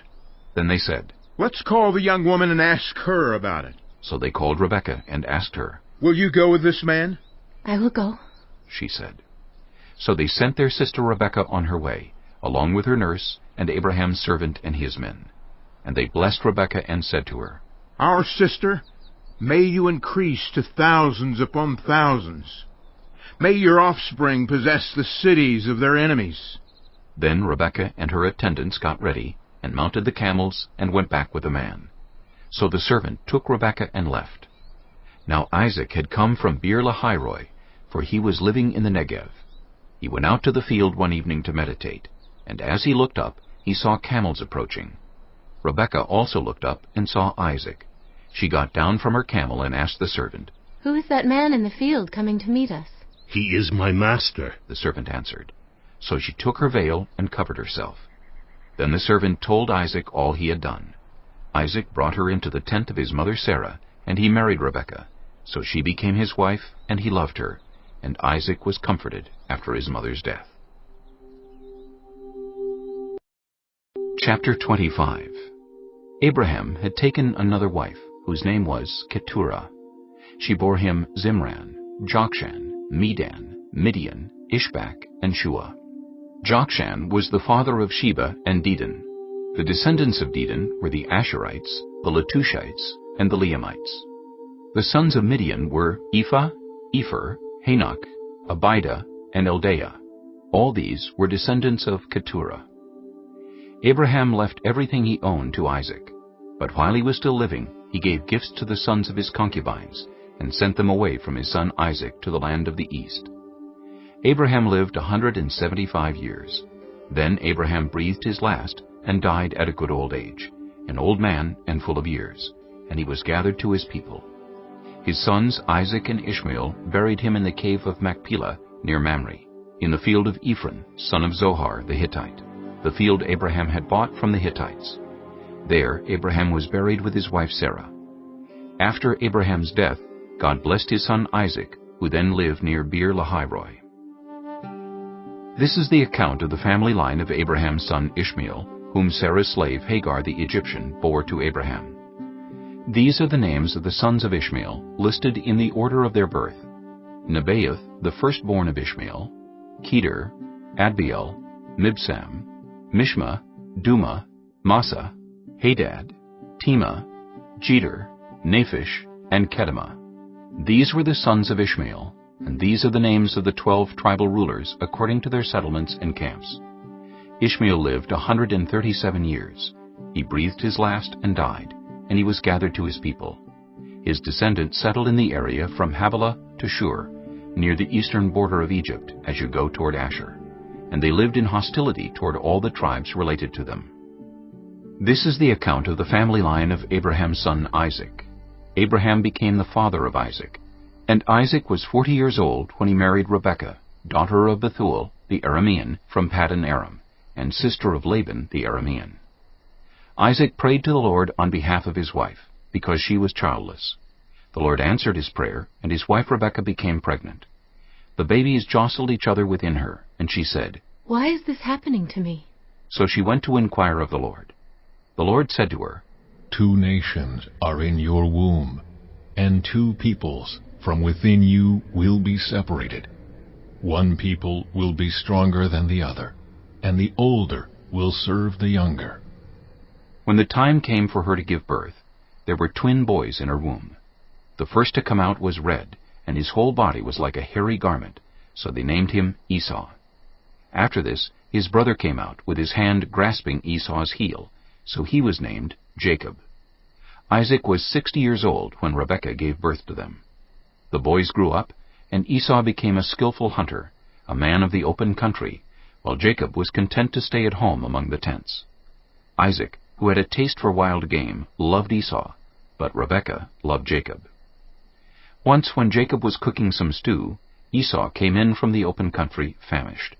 He said to Jacob, "Quick, let me have some of that red stew. I'm famished." That is why he was also called Edom.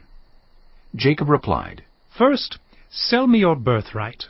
"Look, I am about to die," Esau said. "What good is the birthright to me?" But Jacob said, "Swear to me first." So he swore an oath to him, selling his birthright to Jacob. Then Jacob gave Esau some bread and some lentil stew. He ate and drank, and then got up and left. So Esau despised his birthright. Chapter 26. Now there was a famine in the land, besides the previous famine in Abraham's time. And Isaac went to Abimelech, king of the Philistines, in Gerar. The Lord appeared to Isaac and said, "Do not go down to Egypt. Live in the land where I tell you to live. Stay in this land for a while, and I will be with you, and will bless you. For to you and your descendants I will give all these lands, and will confirm the oath I swore to your father Abraham. I will make your descendants as numerous as the stars in the sky, and will give them all these lands. And through your offspring all nations on earth will be blessed, because Abraham obeyed me, and did everything I required of him, keeping my commands, my decrees, and my instructions." So Isaac stayed in Gerar. When the men of that place asked him about his wife, he said, "She is my sister." Because he was afraid to say, "She is my wife." He thought, "The men of this place might kill me on account of Rebekah, because she is beautiful."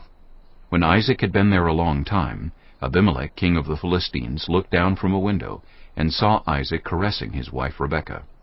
So Abimelech summoned Isaac and said, "She is really your wife. Why did you say, 'She is my sister'?" Isaac answered him, "Because I thought I might lose my life on account of her." Then Abimelech said, "What is this you have done to us? One of the men might well have slept with your wife, and you would have brought guilt upon us." So Abimelech gave orders to all the people, "Anyone who harms this man or his wife shall surely be put to death." Isaac planted crops in that land, and the same year reaped 100-fold, because the Lord blessed him. The man became rich, and his wealth continued to grow until he became very wealthy. He had so many flocks and herds and servants that the Philistines envied him. So all the wells that his father's servants had dug in the time of his father Abraham, the Philistines stopped up, filling them with earth. Then Abimelech said to Isaac, "Move away from us. You have become too powerful for us." So Isaac moved away from there and encamped in the valley of Gerar, where he settled. Isaac reopened the wells that had been dug in the time of his father Abraham, which the Philistines had stopped up after Abraham died, and he gave them the same names his father had given them. Isaac's servants dug in the valley and discovered a well of fresh water there. But the herders of Gerar quarreled with those of Isaac and said, "The water is ours." So he named the well Esek, because they disputed with him. Then they dug another well, but they quarreled over that one also, so he named it Sitnah. He moved on from there and dug another well, and no one quarreled over it. He named it Rehoboth, saying, "Now the Lord has given us room, and we will flourish in the land." From there he went up to Beersheba. That night the Lord appeared to him and said, "I am the God of your father Abraham. Do not be afraid, for I am with you. I will bless you, and will increase the number of your descendants for the sake of my servant Abraham." Isaac built an altar there and called on the name of the Lord. There he pitched his tent, and there his servants dug a well. Meanwhile, Abimelech had come to him from Gerar, with Ahuzath his personal adviser, and Phicol the commander of his forces. Isaac asked them, "Why have you come to me, since you were hostile to me and sent me away?" They answered, "We saw clearly that the Lord was with you, so we said there ought to be a sworn agreement between us and you. Let us make a treaty with you, that you will do us no harm, just as we did not harm you, but always treated you well and sent you away peacefully. And now you are blessed by the Lord." Isaac then made a feast for them, and they ate and drank. Early the next morning the men swore an oath to each other. Then Isaac sent them on their way, and they went away peacefully. That day Isaac's servants came and told him about the well they had dug. They said, "We found water!" He called it Shibah, and to this day the name of the town has been Beersheba. When Esau was 40 years old, he married Judith, daughter of Beeri the Hittite, and also Basemath, daughter of Elon the Hittite. They were a source of grief to Isaac and Rebekah. Chapter 27. When Isaac was old, and his eyes were so weak that he could no longer see, he called for Esau his older son, and said to him, "My son?" "Here I am," he answered. Isaac said, "I am now an old man, and don't know the day of my death. Now then, get your equipment, your quiver and bow, and go out to the open country to hunt some wild game for me. Prepare me the kind of tasty food I like, and bring it to me to eat, so that I may give you my blessing before I die." Now Rebekah was listening as Isaac spoke to his son Esau. When Esau left for the open country to hunt game and bring it back, Rebekah said to her son Jacob, "Look, I overheard your father say to your brother Esau, 'Bring me some game, and prepare me some tasty food to eat, so that I may give you my blessing in the presence of the Lord before I die.' Now, my son, listen carefully and do what I tell you. Go out to the flock and bring me 2 choice young goats, so I can prepare some tasty food for your father, just the way he likes it. Then take it to your father to eat, so that he may give you his blessing before he dies." Jacob said to Rebekah his mother, "But my brother Esau is a hairy man, while I have smooth skin. What if my father touches me? I would appear to be tricking him, and would bring down a curse on myself rather than a blessing." His mother said to him, "My son, let the curse fall on me. Just do what I say. Go and get them for me." So he went and got them, and brought them to his mother, and she prepared some tasty food, just the way his father liked it. Then Rebekah took the best clothes of Esau, her older son, which she had in the house, and put them on her younger son Jacob. She also covered his hands and the smooth part of his neck with the goatskins. Then she handed to her son Jacob the tasty food and the bread she had made. He went to his father and said, "My father?" "Yes, my son," he answered. "Who is it?" Jacob said to his father, "I am Esau, your firstborn. I have done as you told me. Please sit up and eat some of my game, so that you may give me your blessing." Isaac asked his son, "How did you find it so quickly, my son?" "The Lord your God gave me success," he replied. Then Isaac said to Jacob, "Come near so I can touch you, my son, to know whether you really are my son Esau or not." Jacob went close to his father Isaac, who touched him and said, "The voice is the voice of Jacob, but the hands are the hands of Esau." He did not recognize him, for his hands were hairy like those of his brother Esau. So he proceeded to bless him. "Are you really my son, Esau?" he asked. "I am," he replied. Then he said, "My son, bring me some of your game to eat, so that I may give you my blessing." Jacob brought it to him, and he ate, and he brought some wine, and he drank. Then his father Isaac said to him, "Come here, my son, and kiss me." So he went to him and kissed him. When Isaac caught the smell of his clothes, he blessed him and said, "Ah, the smell of my son is like the smell of a field that the Lord has blessed. May God give you heaven's dew and earth's richness and abundance of grain and new wine. May nations serve you and peoples bow down to you. Be Lord over your brothers, and may the sons of your mother bow down to you. May those who curse you be cursed, and those who bless you be blessed." After Isaac finished blessing him, and Jacob had scarcely left his father's presence, his brother Esau came in from hunting. He too prepared some tasty food and brought it to his father. Then he said to him, "My father, please sit up and eat some of my game, so that you may give me your blessing." His father Isaac asked him, "Who are you?" "I am your son," he answered, "your firstborn, Esau." Isaac trembled violently and said, "Who was it then that hunted game and brought it to me? I ate it just before you came, and I blessed him. And indeed he will be blessed." When Esau heard his father's words, he burst out with a loud and bitter cry and said to his father, "Bless me too, my father." But he said, "Your brother came deceitfully and took your blessing." Esau said, "Isn't he rightly named Jacob? This is the second time he has taken advantage of me. He took my birthright, and now he's taken my blessing." Then he asked, "Haven't you reserved any blessing for me?"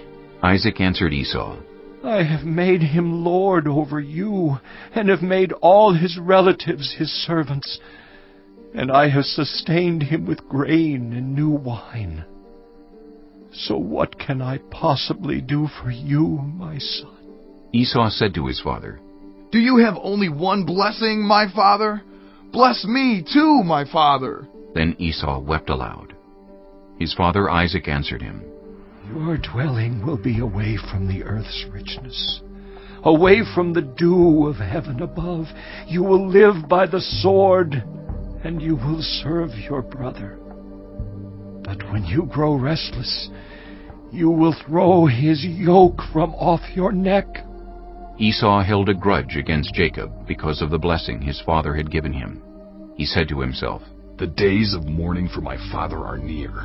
Then I will kill my brother Jacob." When Rebekah was told what her older son Esau had said, she sent for her younger son Jacob and said to him, "Your brother Esau is planning to avenge himself by killing you. Now then, my son, do what I say. Flee at once to my brother Laban in Haran. Stay with him for a while until your brother's fury subsides. When your brother is no longer angry with you and forgets what you did to him, I'll send word for you to come back from there. Why should I lose both of you in one day?"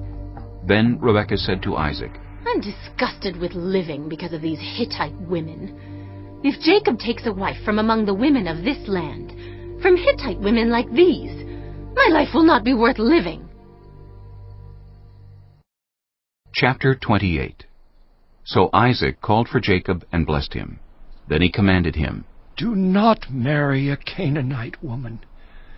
Go at once to Paddan Aram, to the house of your mother's father Bethuel. Take a wife for yourself there, from among the daughters of Laban, your mother's brother. May God Almighty bless you and make you fruitful and increase your numbers until you become a community of peoples.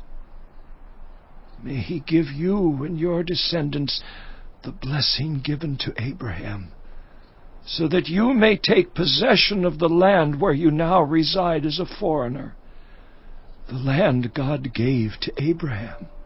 Then Isaac sent Jacob on his way, and he went to Paddan Aram, to Laban, son of Bethuel the Aramean, the brother of Rebekah, who was the mother of Jacob and Esau. Now Esau learned that Isaac had blessed Jacob, and had sent him to Paddan Aram to take a wife from there, and that when he blessed him he commanded him, "Do not marry a Canaanite woman," and that Jacob had obeyed his father and mother, and had gone to Paddan Aram. Esau then realized how displeasing the Canaanite women were to his father Isaac. So he went to Ishmael and married Mahalath, the sister of Nebaioth, and daughter of Ishmael, son of Abraham, in addition to the wives he already had. Jacob left Beersheba and set out for Haran. When he reached a certain place, he stopped for the night because the sun had set. Taking one of the stones there, he put it under his head and lay down to sleep. He had a dream in which he saw a stairway resting on the earth, with its top reaching to heaven, and the angels of God were ascending and descending on it. There above it stood the Lord, and he said, I am the Lord, the God of your father Abraham, and the God of Isaac. I will give you and your descendants the land on which you are lying. Your descendants will be like the dust of the earth, and you will spread out to the west and to the east, to the north and to the south. All peoples on earth will be blessed through you and your offspring. I am with you, and will watch over you wherever you go, and I will bring you back to this land. I will not leave you until I have done what I have promised you. When Jacob awoke from his sleep, he thought, Surely the Lord is in this place, and I was not aware of it. He was afraid and said, How awesome is this place! This is none other than the house of God. This is the gate of heaven. Early the next morning, Jacob took the stone he had placed under his head, and set it up as a pillar, and poured oil on top of it. He called that place Bethel, though the city used to be called Luz. Then Jacob made a vow, saying, If God will be with me, and will watch over me on this journey I am taking, and will give me food to eat and clothes to wear, so that I return safely to my father's household, then the Lord will be my God. And this stone that I have set up as a pillar will be God's house, and of all that you give me I will give you 1/10. Chapter 29. Then Jacob continued on his journey, and came to the land of the eastern peoples. There he saw a well in the open country, with 3 flocks of sheep lying near it, because the flocks were watered from that well. The stone over the mouth of the well was large. When all the flocks were gathered there, the shepherds would roll the stone away from the well's mouth and water the sheep. Then they would return the stone to its place over the mouth of the well. Jacob asked the shepherds, My brothers, where are you from? We're from Haran, they replied. He said to them, Do you know Laban, Nahor's grandson? Yes, we know him, they answered. Then Jacob asked them, Is he well? Yes, he is, they said. And here comes his daughter Rachel with the sheep. Look, he said, the sun is still high. It is not time for the flocks to be gathered. Water the sheep and take them back to pasture. We can't, they replied, until all the flocks are gathered and the stone has been rolled away from the mouth of the well. Then we will water the sheep. While he was still talking with them, Rachel came with her father's sheep, for she was a shepherd. When Jacob saw Rachel, daughter of his uncle Laban, and Laban's sheep, he went over and rolled the stone away from the mouth of the well, and watered his uncle's sheep. Then Jacob kissed Rachel, and began to weep aloud. He had told Rachel that he was a relative of her father, and a son of Rebekah, so she ran and told her father. As soon as Laban heard the news about Jacob, his sister's son, he hurried to meet him. He embraced him and kissed him, and brought him to his home. And there Jacob told him all these things. Then Laban said to him, You are my own flesh and blood. After Jacob had stayed with him for a whole month, Laban said to him, Just because you are a relative of mine, should you work for me for nothing? Tell me what your wages should be. Now Laban had 2 daughters. The name of the older was Leah, and the name of the younger was Rachel. Leah had weak eyes, but Rachel had a lovely figure and was beautiful. Jacob was in love with Rachel and said, I'll work for you 7 years in return for your younger daughter Rachel. Laban said, It's better that I give her to you than to some other man. Stay here with me. So Jacob served 7 years to get Rachel, but they seemed like only a few days to him because of his love for her. Then Jacob said to Laban, Give me my wife. My time is completed, and I want to make love to her. So Laban brought together all the people of the place and gave a feast. But when evening came, he took his daughter Leah and brought her to Jacob, and Jacob made love to her. And Laban gave his servant Zilpah to his daughter as her attendant. When morning came, there was Leah. So Jacob said to Laban, "What is this you have done to me? I served you for Rachel, didn't I? Why have you deceived me?" Laban replied, "It is not our custom here to give the younger daughter in marriage before the older one. Finish this daughter's bridal week. Then we will give you the younger one also, in return for another 7 years of work." And Jacob did so. He finished the week with Leah, and then Laban gave him his daughter Rachel to be his wife. Laban gave his servant Bilhah to his daughter Rachel as her attendant. Jacob made love to Rachel also, and his love for Rachel was greater than his love for Leah. And he worked for Laban another 7 years. When the Lord saw that Leah was not loved, he enabled her to conceive, but Rachel remained childless. Leah became pregnant and gave birth to a son. She named him Reuben, for she said, "It is because the Lord has seen my misery. Surely my husband will love me now." She conceived again, and when she gave birth to a son, she said, "Because the Lord heard that I am not loved, he gave me this one too." So she named him Simeon. Again she conceived, and when she gave birth to a son, she said, "Now at last my husband will become attached to me, because I have borne him 3 sons." So he was named Levi. She conceived again, and when she gave birth to a son, she said, "This time I will praise the Lord." So she named him Judah. Then she stopped having children. Chapter 30. When Rachel saw that she was not bearing Jacob any children, she became jealous of her sister. So she said to Jacob, "Give me children, or I'll die." Jacob became angry with her and said, "Am I in the place of God, who has kept you from having children?" Then she said, "Here is Bilhah, my servant. Sleep with her so that she can bear children for me, and I too can build a family through her." So she gave him her servant Bilhah as a wife. Jacob slept with her, and she became pregnant and bore him a son. Then Rachel said, "God has vindicated me. He has listened to my plea and given me a son." Because of this, she named him Dan.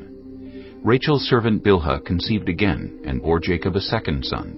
Then Rachel said, "I have had a great struggle with my sister, and I have won." So she named him Naphtali. When Leah saw that she had stopped having children, she took her servant Zilpah and gave her to Jacob as a wife. Leah's servant Zilpah bore Jacob a son. Then Leah said, "What good fortune!" So she named him Gad. Leah's servant Zilpah bore Jacob a second son. Then Leah said, "How happy I am! The women will call me happy." So she named him Asher.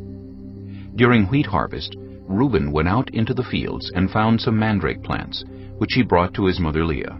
Rachel said to Leah, "Please give me some of your son's mandrakes." But she said to her, "Wasn't it enough that you took away my husband? Will you take my son's mandrakes too?" "Very well," Rachel said. "He can sleep with you tonight in return for your son's mandrakes." So when Jacob came in from the fields that evening, Leah went out to meet him. "You must sleep with me," she said. "I have hired you with my son's mandrakes." So he slept with her that night. God listened to Leah, and she became pregnant and bore Jacob a 5th son.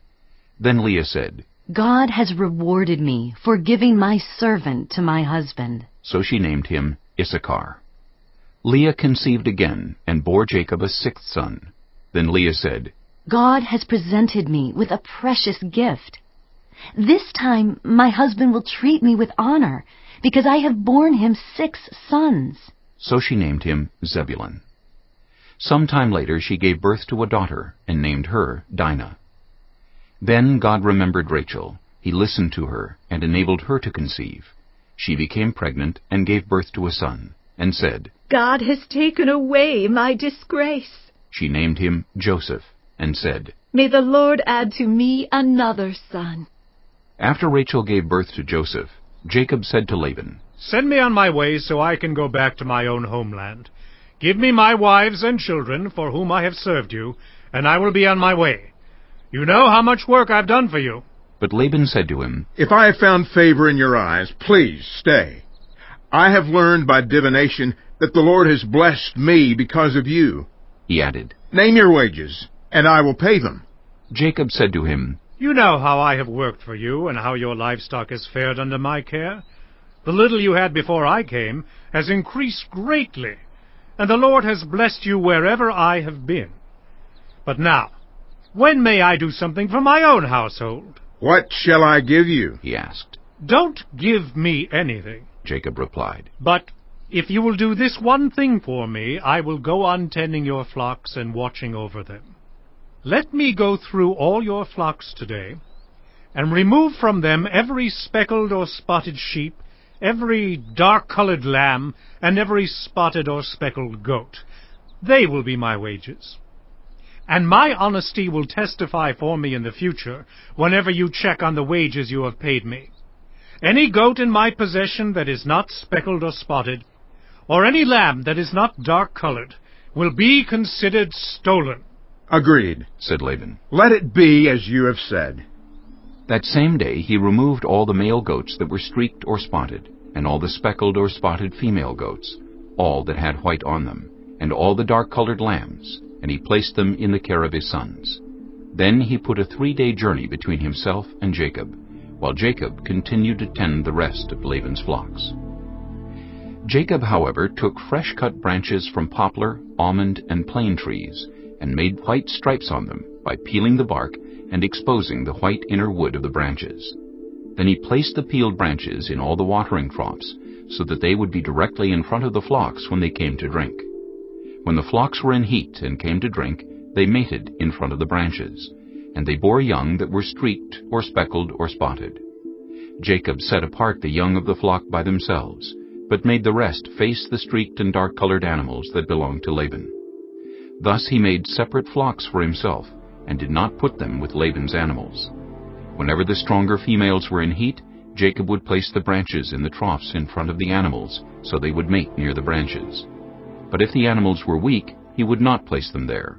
So the weak animals went to Laban, and the strong ones to Jacob. In this way the man grew exceedingly prosperous, and came to own large flocks, and female and male servants, and camels and donkeys.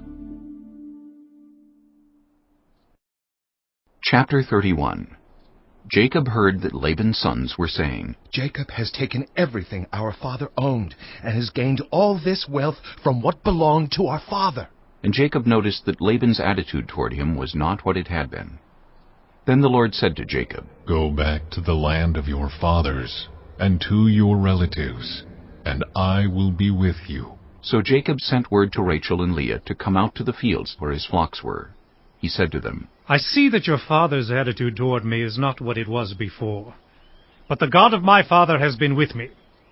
You know that I've worked for your father with all my strength, yet your father has cheated me by changing my wages 10 times. However, God has not allowed him to harm me. If he said, 'The speckled ones will be your wages,' then all the flocks gave birth to speckled young. And if he said, 'The streaked ones will be your wages,' then all the flocks bore streaked young. So God has taken away your father's livestock and has given them to me. In breeding season I once had a dream in which I looked up and saw that the male goats mating with the flock were streaked, speckled, or spotted. The angel of God said to me in the dream, 'Jacob.' I answered, 'Here I am.' And he said, 'Look up and see that all the male goats mating with the flock are streaked, speckled, or spotted. For I have seen all that Laban has been doing to you. I am the God of Bethel, where you anointed a pillar and where you made a vow to me. Now leave this land at once and go back to your native land.'" Then Rachel and Leah replied, "Do we still have any share in the inheritance of our father's estate? Does he not regard us as foreigners? Not only has he sold us, but he has used up what was paid for us. Surely all the wealth that God took away from our father belongs to us and our children. So do whatever God has told you." Then Jacob put his children and his wives on camels, and he drove all his livestock ahead of him, along with all the goods he had accumulated in Paddan Aram, to go to his father Isaac in the land of Canaan. When Laban had gone to shear his sheep, Rachel stole her father's household gods. Moreover, Jacob deceived Laban the Aramean by not telling him he was running away. So he fled with all he had, crossed the Euphrates River and headed for the hill country of Gilead. On the third day, Laban was told that Jacob had fled. Taking his relatives with him, he pursued Jacob for 7 days and caught up with him in the hill country of Gilead. Then God came to Laban the Aramean in a dream at night and said to him, "Be careful not to say anything to Jacob, either good or bad." Jacob had pitched his tent in the hill country of Gilead when Laban overtook him, and Laban and his relatives camped there too. Then Laban said to Jacob, "What have you done? You've deceived me, and you've carried off my daughters like captives in war. Why did you run off secretly and deceive me? Why didn't you tell me, so I could send you away with joy and singing to the music of timbrels and harps?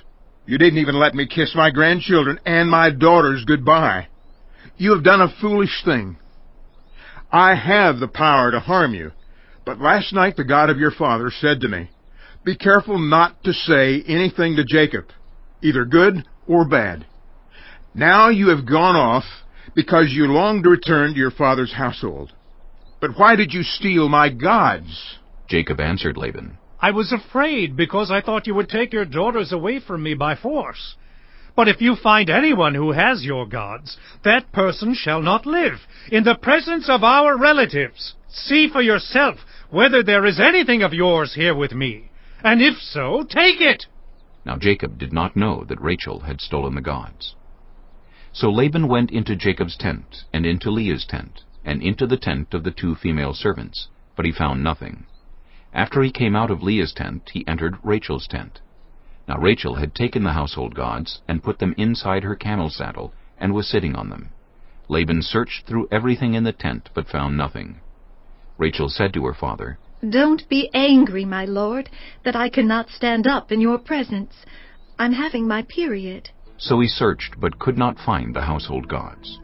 Jacob was angry and took Laban to task. "What is my crime?" he asked Laban. "How have I wronged you that you hunt me down? Now that you have searched through all my goods, what have you found that belongs to your household? Put it here, in front of your relatives and mine, and let them judge between the 2 of us. I have been with you for 20 years now. Your sheep and goats have not miscarried, nor have I eaten rams from your flocks. I did not bring you animals torn by wild beasts. I bore the loss myself. And you demanded payment from me for whatever was stolen by day or night. This was my situation. The heat consumed me in the daytime, and the cold at night, and sleep fled from my eyes. It was like this for the 20 years I was in your household. I worked for you 14 years for your 2 daughters, and 6 years for your flocks, and you changed my wages 10 times. If the God of my father, the God of Abraham, and the fear of Isaac had not been with me, you would surely have sent me away empty-handed. But God has seen my hardship and the toil of my hands, and last night he rebuked you." Laban answered Jacob, "The women are my daughters, the children are my children, and the flocks are my flocks. All you see is mine. Yet what can I do today about these daughters of mine, or about the children they have borne? Come now, let's make a covenant, you and I, and let it serve as a witness between us." So Jacob took a stone and set it up as a pillar. He said to his relatives, "Gather some stones." So they took stones and piled them in a heap, and they ate there by the heap.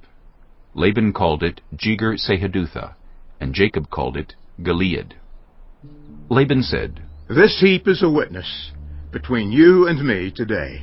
That is why it was called Gilead. It was also called Mizpah, because he said, "May the Lord keep watch between you and me when we are away from each other. If you mistreat my daughters, or if you take any wives besides my daughters, even though no one is with us, remember that God is a witness between you and me." Laban also said to Jacob, "Here is this heap, and here is this pillar I've set up between you and me. This heap is a witness, and this pillar is a witness, that I will not go past this heap to your side to harm you, and that you will not go past this heap and pillar to my side to harm me. May the God of Abraham and the God of Nahor, the God of their father, judge between us." So Jacob took an oath in the name of the fear of his father Isaac. He offered a sacrifice there in the hill country, and invited his relatives to a meal. After they had eaten, they spent the night there. Early the next morning, Laban kissed his grandchildren and his daughters and blessed them. Then he left and returned home. Chapter 32. Jacob also went on his way, and the angels of God met him. When Jacob saw them, he said, "This is the camp of God." So he named that place Mahanaim. Jacob sent messengers ahead of him to his brother Esau in the land of Seir, the country of Edom. He instructed them, "This is what you are to say to my lord Esau. Your servant Jacob says, I have been staying with Laban, and have remained there till now. I have cattle and donkeys, sheep and goats, male and female servants. Now I am sending this message to my lord, that I may find favor in your eyes." When the messengers returned to Jacob, they said, "We went to your brother Esau, and now he is coming to meet you, and 400 men are with him." In great fear and distress, Jacob divided the people who were with him into 2 groups, and the flocks and herds and camels as well. He thought, "If Esau comes and attacks one group, the group that is left may escape." Then Jacob prayed, "O God of my father Abraham, God of my father Isaac, Lord, you who said to me, 'Go back to your country and your relatives, and I will make you prosper,' I am unworthy of all the kindness and faithfulness you have shown your servant. I had only my staff when I crossed this Jordan, but now I have become 2 camps. Save me, I pray, from the hand of my brother Esau, for I am afraid he will come and attack me, and also the mothers with their children. But you have said, I will surely make you prosper, and will make your descendants like the sand of the sea, which cannot be counted." He spent the night there, and from what he had with him he selected a gift for his brother Esau: 200 female goats and 20 male goats, 200 ewes and 20 rams, 30 female camels with their young, 40 cows and 10 bulls, and 20 female donkeys and 10 male donkeys. He put them in the care of his servants, each herd by itself, and said to his servants, "Go ahead of me, and keep some space between the herds." He instructed the one in the lead, "When my brother Esau meets you and asks, 'Who do you belong to, and where are you going, and who owns all these animals in front of you?' then you are to say, 'They belong to your servant Jacob. They are a gift sent to my lord Esau, and he is coming behind us.'" He also instructed the second, the third, and all the others who followed the herds. "You are to say the same thing to Esau when you meet him. And be sure to say, 'Your servant Jacob is coming behind us.'" For he thought, "I will pacify him with these gifts I am sending on ahead. Later when I see him, perhaps he will receive me." So Jacob's gifts went on ahead of him, but he himself spent the night in the camp. That night Jacob got up and took his 2 wives, his 2 female servants, and his 11 sons, and crossed the ford of the Jabbok. After he had sent them across the stream, he sent over all his possessions. So Jacob was left alone, and a man wrestled with him till daybreak. When the man saw that he could not overpower him, he touched the socket of Jacob's hip, so that his hip was wrenched as he wrestled with the man. Then the man said, "Let me go, for it is daybreak." But Jacob replied, "I will not let you go, unless you bless me." The man asked him, "What is your name?" "Jacob," he answered. Then the man said, "Your name will no longer be Jacob, but Israel, because you have struggled with God and with humans, and have overcome." Jacob said, "Please, tell me your name." But he replied, "Why do you ask my name?" Then he blessed him there. So Jacob called the place Peniel, saying, "It is because I saw God face to face, and yet my life was spared." The sun rose above him as he passed Peniel, and he was limping because of his hip. Therefore to this day the Israelites do not eat the tendon attached to the socket of the hip, because the socket of Jacob's hip was touched near the tendon. Chapter 33. Jacob looked up, and there was Esau, coming with his 400 men. So he divided the children among Leah, Rachel, and the 2 female servants. He put the female servants and their children in front, Leah and her children next, and Rachel and Joseph in the rear. He himself went on ahead and bowed down to the ground 7 times as he approached his brother. But Esau ran to meet Jacob and embraced him. He threw his arms around his neck and kissed him, and they wept. Then Esau looked up and saw the women and children. "Who are these with you?" he asked. Jacob answered, "They are the children God has graciously given your servant." Then the female servants and their children approached and bowed down. Next Leah and her children came and bowed down. Last of all came Joseph and Rachel, and they too bowed down. Esau asked, "What's the meaning of all these flocks and herds I met?" "To find favor in your eyes, my lord," he said. But Esau said, "I already have plenty, my brother. Keep what you have for yourself." "No, please," said Jacob. "If I have found favor in your eyes, accept this gift from me. For to see your face is like seeing the face of God, now that you have received me favorably. Please accept the present that was brought to you.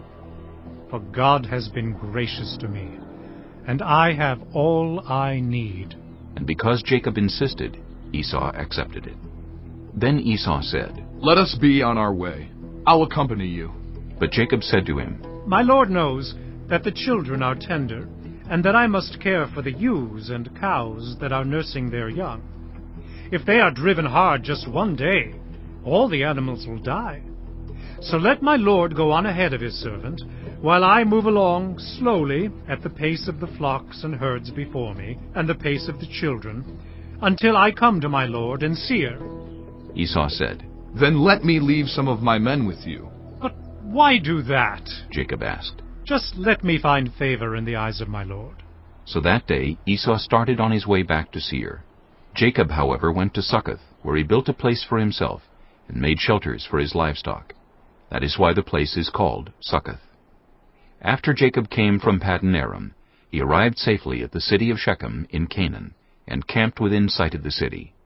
For 100 pieces of silver he bought from the sons of Hamor, the father of Shechem, the plot of ground where he pitched his tent. There he set up an altar, and called it El Elohe Israel. Chapter 34. Now Dinah, the daughter Leah had borne to Jacob, went out to visit the women of the land. When Shechem, son of Hamor the Hivite, the ruler of that area, saw her, he took her and raped her. His heart was drawn to Dinah, daughter of Jacob. He loved the young woman, and spoke tenderly to her. And Shechem said to his father Hamor, "Get me this girl as my wife." When Jacob heard that his daughter Dinah had been defiled, his sons were in the fields with his livestock, so he did nothing about it until they came home. Then Shechem's father Hamor went out to talk with Jacob. Meanwhile, Jacob's sons had come in from the fields as soon as they heard what had happened. They were shocked and furious, because Shechem had done an outrageous thing in Israel by sleeping with Jacob's daughter, a thing that should not be done. But Hamor said to them, "My son Shechem has his heart set on your daughter. Please give her to him as his wife. Intermarry with us. Give us your daughters, and take our daughters for yourselves. You can settle among us. The land is open to you. Live in it, trade in it, and acquire property in it." Then Shechem said to Dinah's father and brothers, "Let me find favor in your eyes, and I will give you whatever you ask. Make the price for the bride and the gift I am to bring as great as you like, and I'll pay whatever you ask me. Only give me the young woman as my wife." Because their sister Dinah had been defiled, Jacob's sons replied deceitfully as they spoke to Shechem and his father Hamor. They said to them, "We can't do such a thing. We can't give our sister to a man who is not circumcised. That would be a disgrace to us. We will enter into an agreement with you on one condition only, that you become like us by circumcising all your males. Then we will give you our daughters and take your daughters for ourselves. We'll settle among you and become one people with you. But if you will not agree to be circumcised, we'll take our sister and go." Their proposal seemed good to Hamor and his son Shechem. The young man, who was the most honored of all his father's family, lost no time in doing what they said, because he was delighted with Jacob's daughter. So Hamor and his son Shechem went to the gate of their city to speak to the men of their city. "These men are friendly toward us," they said.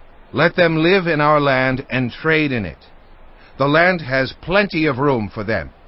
We can marry their daughters, and they can marry ours. But the men will agree to live with us as one people only on the condition that our males be circumcised, as they themselves are. Won't their livestock, their property, and all their other animals become ours? So let us agree to their terms, and they will settle among us." All the men who went out of the city gate agreed with Hamor and his son Shechem, and every male in the city was circumcised.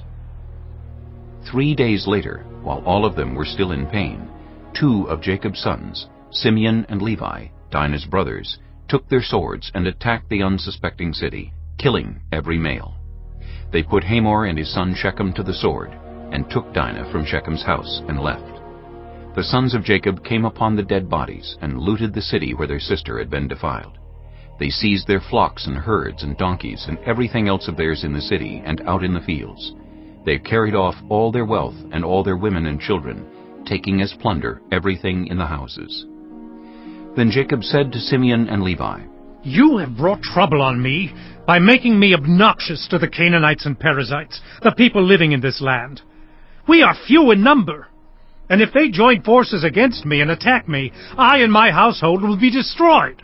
But they replied, "Should he have treated our sister like a prostitute?" Chapter 35. Then God said to Jacob, "Go up to Bethel and settle there, and build an altar there to God, who appeared to you when you were fleeing from your brother Esau."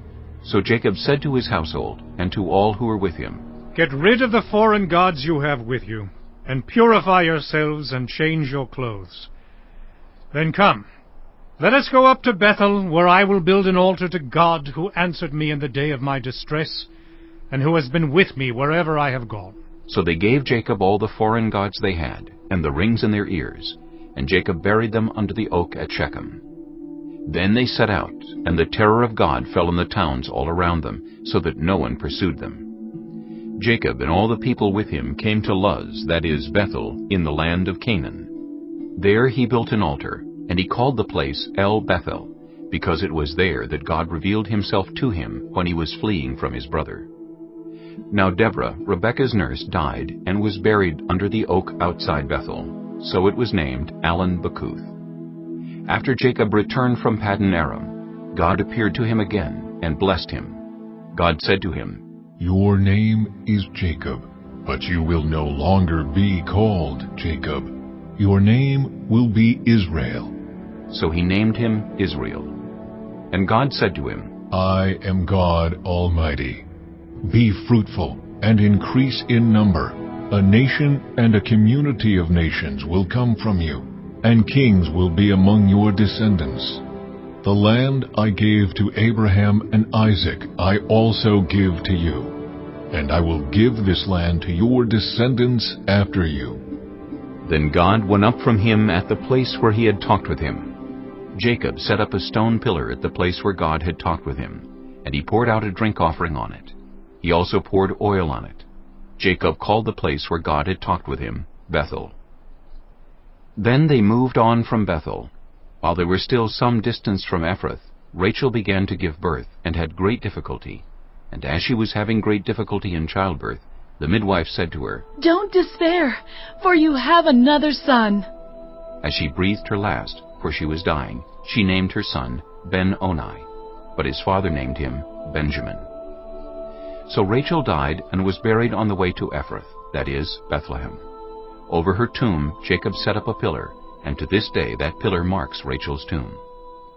Israel moved on again and pitched his tent beyond Migdal-Eder. While Israel was living in that region, Reuben went in and slept with his father's concubine Bilhah, and Israel heard of it.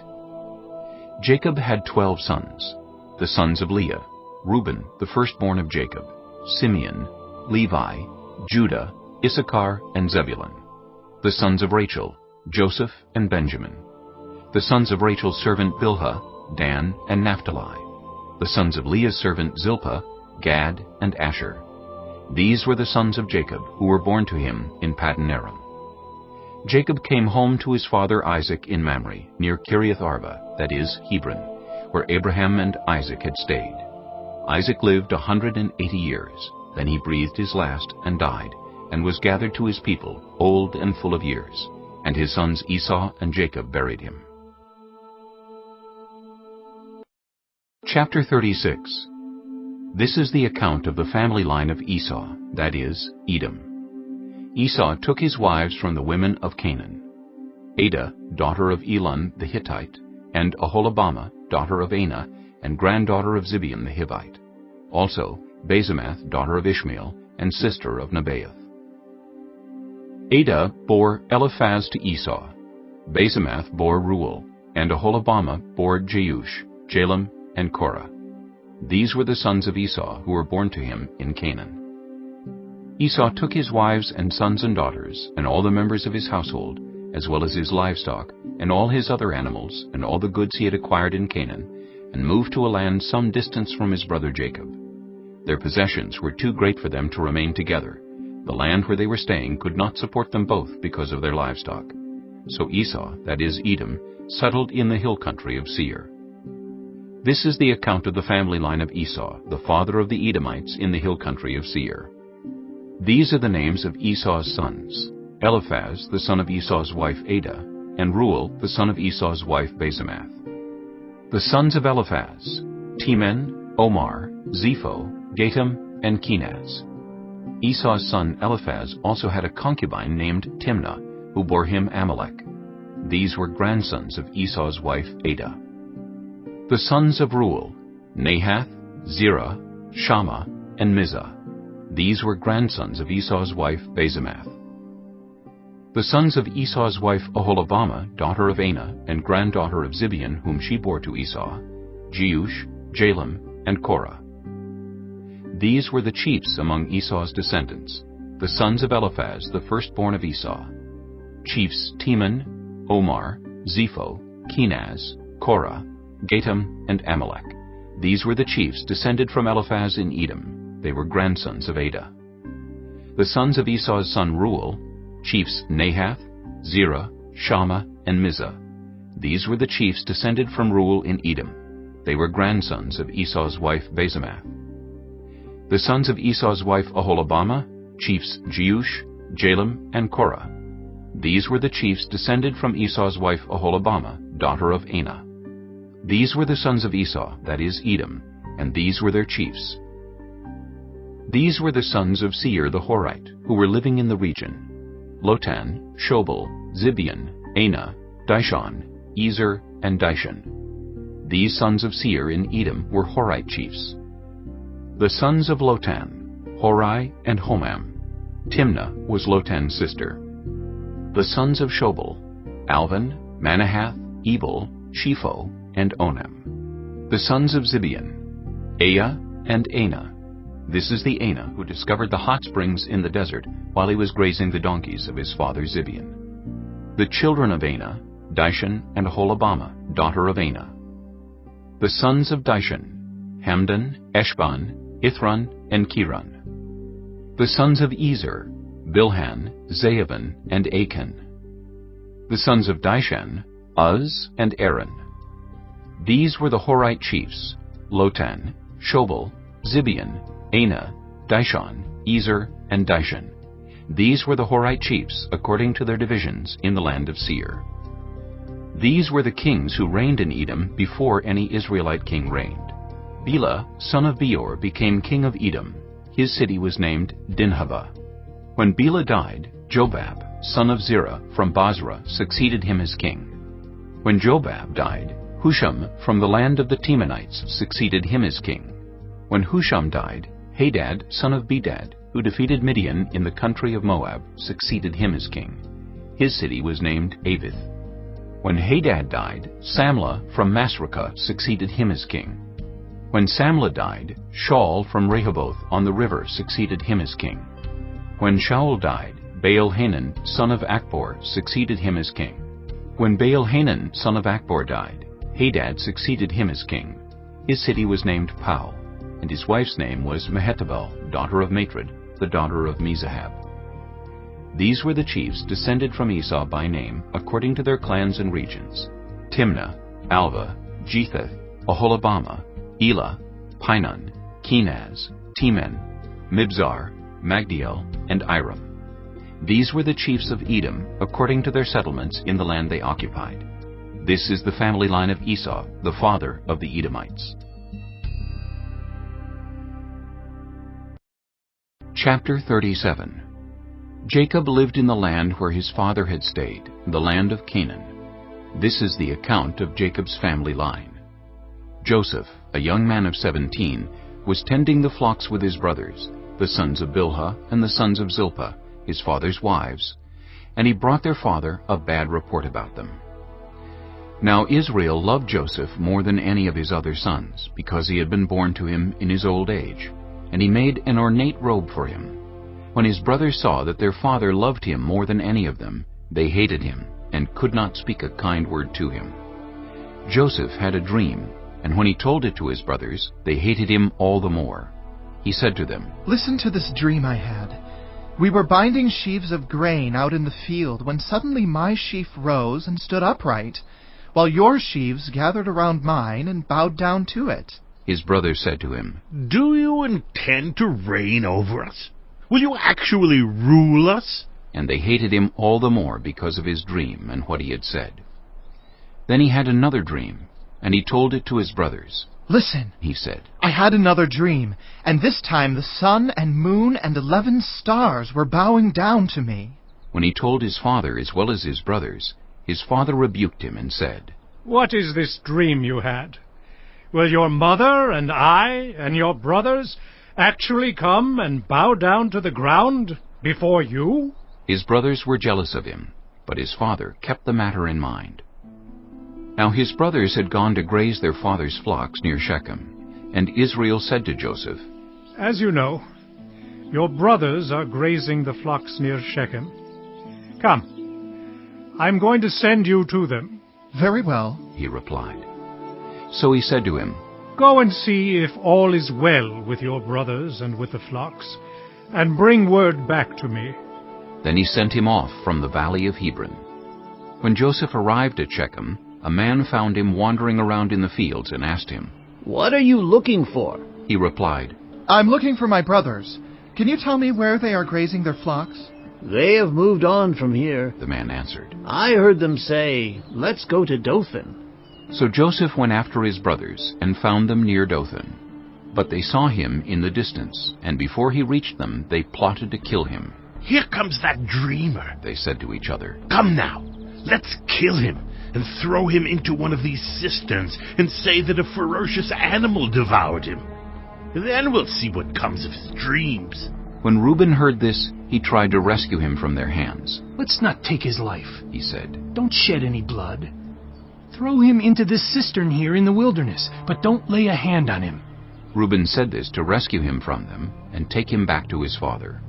So when Joseph came to his brothers, they stripped him of his robe, the ornate robe he was wearing, and they took him and threw him into the cistern. The cistern was empty, there was no water in it. As they sat down to eat their meal, they looked up and saw a caravan of Ishmaelites coming from Gilead. Their camels were loaded with spices, balm, and myrrh, and they were on their way to take them down to Egypt. Judah said to his brothers, "What will we gain if we kill our brother and cover up his blood?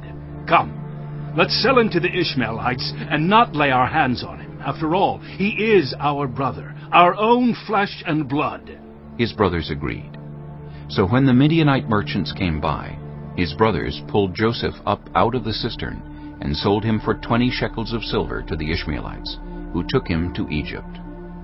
When Reuben returned to the cistern and saw that Joseph was not there, he tore his clothes. He went back to his brothers and said, "The boy isn't there. Where can I turn now?" Then they got Joseph's robe, slaughtered a goat, and dipped the robe in the blood. They took the ornate robe back to their father and said, "We found this. Examine it to see whether it is your son's robe." He recognized it and said, "It is my son's robe. Some ferocious animal has devoured him. Joseph has surely been torn to pieces. Then Jacob tore his clothes, put on sackcloth, and mourned for his son many days. All his sons and daughters came to comfort him, but he refused to be comforted. No, he said, I will continue to mourn until I join my son in the grave. So his father wept for him. Meanwhile, the Midianites sold Joseph in Egypt to Potiphar, one of Pharaoh's officials, the captain of the guard. Chapter 38. At that time, Judah left his brothers and went down to stay with a man of Adullam named Hira. There Judah met the daughter of a Canaanite man named Shua. He married her and made love to her. She became pregnant and gave birth to a son, who was named She conceived again and gave birth to a son and named him Onan. She gave birth to still another son and named him Shelah. It was at Chizib that she gave birth to him. Judah got a wife for his firstborn, and her name was Tamar. But Judah's firstborn, was wicked in the Lord's sight, so the Lord put him to death. Then Judah said to Onan, Sleep with your brother's wife, and fulfill your duty to her as a brother-in-law, to raise up offspring for your brother. But Onan knew that the child would not be his, so whenever he slept with his brother's wife, he spilled his semen on the ground to keep from providing offspring for his brother. What he did was wicked in the Lord's sight, so the Lord put him to death also. Judah then said to his daughter-in-law Tamar, Live as a widow in your father's household until my son Shelah grows up. For he thought, he may die too, just like his brothers. So Tamar went to live in her father's household. After a long time, Judah's wife, the daughter of Shua, died. When Judah had recovered from his grief, he went up to Timnah, to the men who were shearing his sheep, and his friend Hira the Adullamite went with him. When Tamar was told, Your father-in-law is on his way to Timnah to shear his sheep, she took off her widow's clothes, covered herself with a veil to disguise herself, and then sat down at the entrance to Enaim, which is on the road to Timnah. For she saw that, though Shelah had now grown up, she had not been given to him as his wife. When Judah saw her, he thought she was a prostitute, for she had covered her face. Not realizing that she was his daughter-in-law, he went over to her by the roadside and said, Come now, let me sleep with you. And what will you give me to sleep with you? She asked. I'll send you a young goat from my flock, he said. Will you give me something as a pledge until you send it? She asked. He said, What pledge should I give you? Your seal and its cord, and the staff in your hand, she answered. So he gave them to her, and slept with her, and she became pregnant by him. After she left, she took off her veil and put on her widow's clothes again. Meanwhile, Judah sent the young goat by his friend the Adullamite in order to get his pledge back from the woman, but he did not find her. He asked the men who lived there, Where is the shrine prostitute who was beside the road at Enaim? There hasn't been any shrine prostitute here, they said. So he went back to Judah and said, I didn't find her. Besides, the men who live there said, There hasn't been any shrine prostitute here. Then Judah said, Let her keep what she has, or we will become a laughingstock. After all, I did send her this young goat, but you didn't find her. About 3 months later, Judah was told, Your daughter-in-law Tamar is guilty of prostitution, and as a result, she is now pregnant. Judah said, Bring her out, and have her burned to death. As she was being brought out, she sent a message to her father-in-law. I am pregnant by the man who owns these, she said. And she added, See if you recognize whose seal and cord and staff these are. Judah recognized them and said, She is more righteous than I, since I wouldn't give her to my son Shelah. And he did not sleep with her again. When the time came for her to give birth, there were twin boys in her womb. As she was giving birth, one of them put out his hand. So the midwife took a scarlet thread and tied it on his wrist and said, This one came out first. But when he drew back his hand, his brother came out, and she said, So this is how you have broken out. And he was named Perez. Then his brother, who had the scarlet thread on his wrist, came out, and he was named Zerah. Chapter 39. Now Joseph had been taken down to Egypt. Potiphar, an Egyptian who was one of Pharaoh's officials, the captain of the guard, bought him from the Ishmaelites who had taken him there. The Lord was with Joseph, so that he prospered, and he lived in the house of his Egyptian master. When his master saw that the Lord was with him, and that the Lord gave him success in everything he did, Joseph found favor in his eyes, and became his attendant. Potiphar put him in charge of his household, and he entrusted to his care everything he owned. From the time he put him in charge of his household, and of all that he owned, the Lord blessed the household of the Egyptian because of Joseph. The blessing of the Lord was on everything Potiphar had, both in the house and in the field. So Potiphar left everything he had in Joseph's care.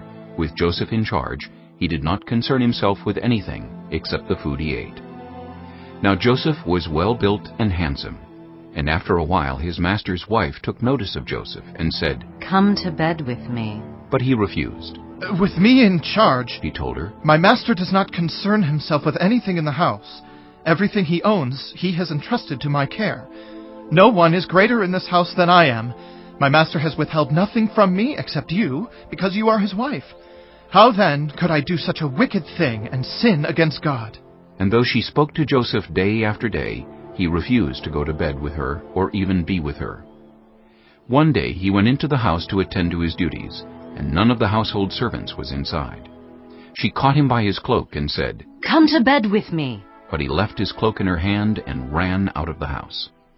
When she saw that he had left his cloak in her hand and had run out of the house, she called her household servants. "Look," she said to them, "this Hebrew has been brought to us to make sport of us. He came in here to sleep with me, but I screamed. When he heard me scream for help, he left his cloak beside me and ran out of the house."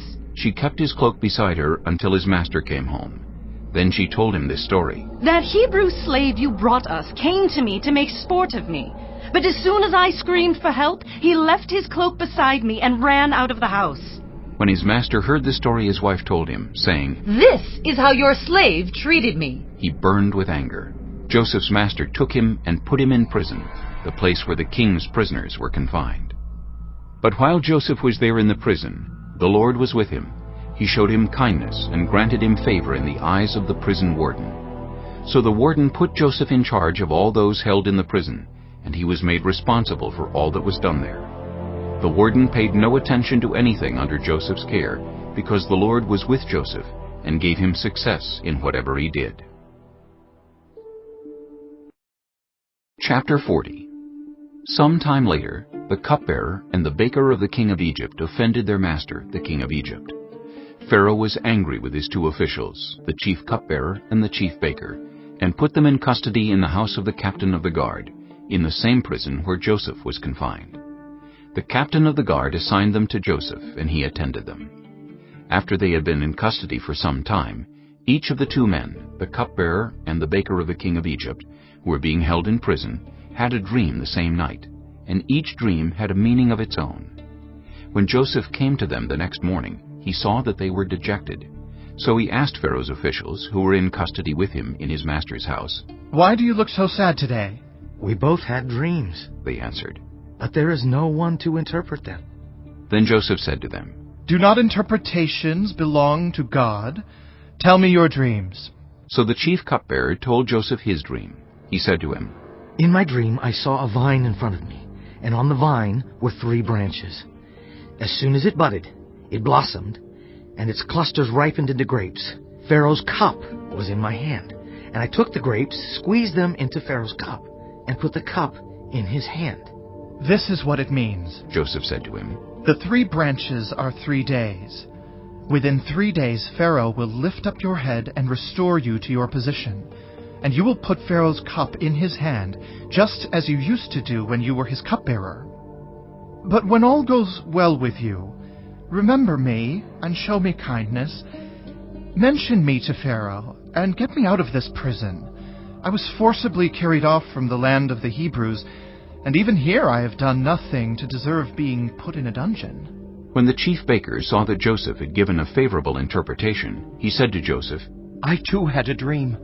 On my head were 3 baskets of bread. In the top basket were all kinds of baked goods for Pharaoh. But the birds were eating them out of the basket on my head." "This is what it means," Joseph said.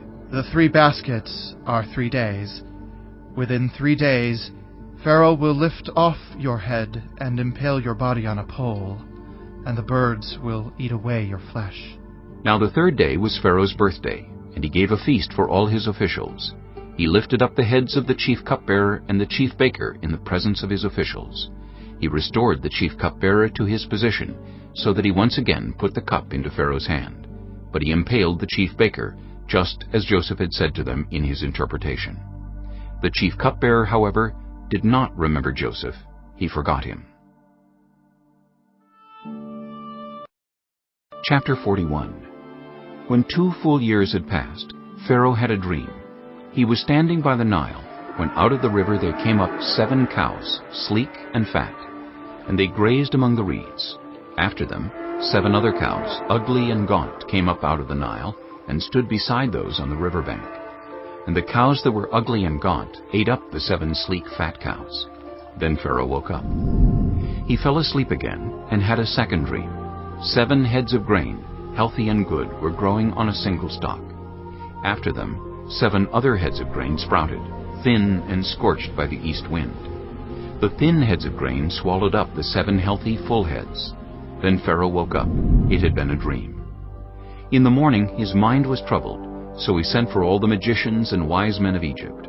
Pharaoh told them his dreams, but no one could interpret them for him. Then the chief cupbearer said to Pharaoh, "Today I am reminded of my shortcomings. Pharaoh was once angry with his servants, and he imprisoned me and the chief baker in the house of the captain of the guard. Each of us had a dream the same night, and each dream had a meaning of its own. Now a young Hebrew was there with us, a servant of the captain of the guard. We told him our dreams, and he interpreted them for us, giving each man the interpretation of his dream. And things turned out exactly as he interpreted them to us. I was restored to my position, and the other man was impaled." So Pharaoh sent for Joseph, and he was quickly brought from the dungeon. When he had shaved and changed his clothes, he came before Pharaoh. Pharaoh said to Joseph, "I had a dream, and no one can interpret it. But I have heard it said of you, that when you hear a dream, you can interpret it." "I cannot do it," Joseph replied to Pharaoh. "but God will give Pharaoh the answer he desires." Then Pharaoh said to Joseph, "In my dream, I was standing on the bank of the Nile, when out of the river there came up 7 cows, fat and sleek, and they grazed among the reeds. After them, 7 other cows came up, scrawny and very ugly and lean. I had never seen such ugly cows in all the land of Egypt. The lean, ugly cows ate up the 7 fat cows that came up first. But even after they ate them, no one could tell that they had done so. They looked just as ugly as before. Then I woke up. In my dream, I saw 7 heads of grain, full and good, growing on a single stalk. After them, 7 other heads sprouted, withered and thin, and scorched by the east wind. The thin heads of grain swallowed up the 7 good heads. I told this to the magicians, but none of them could explain it to me." Then Joseph said to Pharaoh, "The dreams of Pharaoh are one and the same. God has revealed to Pharaoh what he is about to do. The 7 good cows are 7 years, and the 7 good heads of grain are 7 years. It is one and the same dream. The 7 lean, ugly cows that came up afterward are 7 years, and so are the 7 worthless heads of grain scorched by the east wind. They are 7 years of famine. It is just as I said to Pharaoh. God has shown Pharaoh what he is about to do. 7 years of great abundance are coming throughout the land of Egypt, but 7 years of famine will follow them. Then all the abundance in Egypt will be forgotten, and the famine will ravage the land.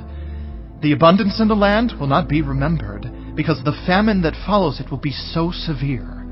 The reason the dream was given to Pharaoh in 2 forms is that the matter has been firmly decided by God, and God will do it soon. And now let Pharaoh look for a discerning and wise man, and put him in charge of the land of Egypt. Let Pharaoh appoint commissioners over the land to take 1/5 of the harvest of Egypt during the 7 years of abundance. they should collect all the food of these good years that are coming, and store up the grain under the authority of Pharaoh to be kept in the cities for food.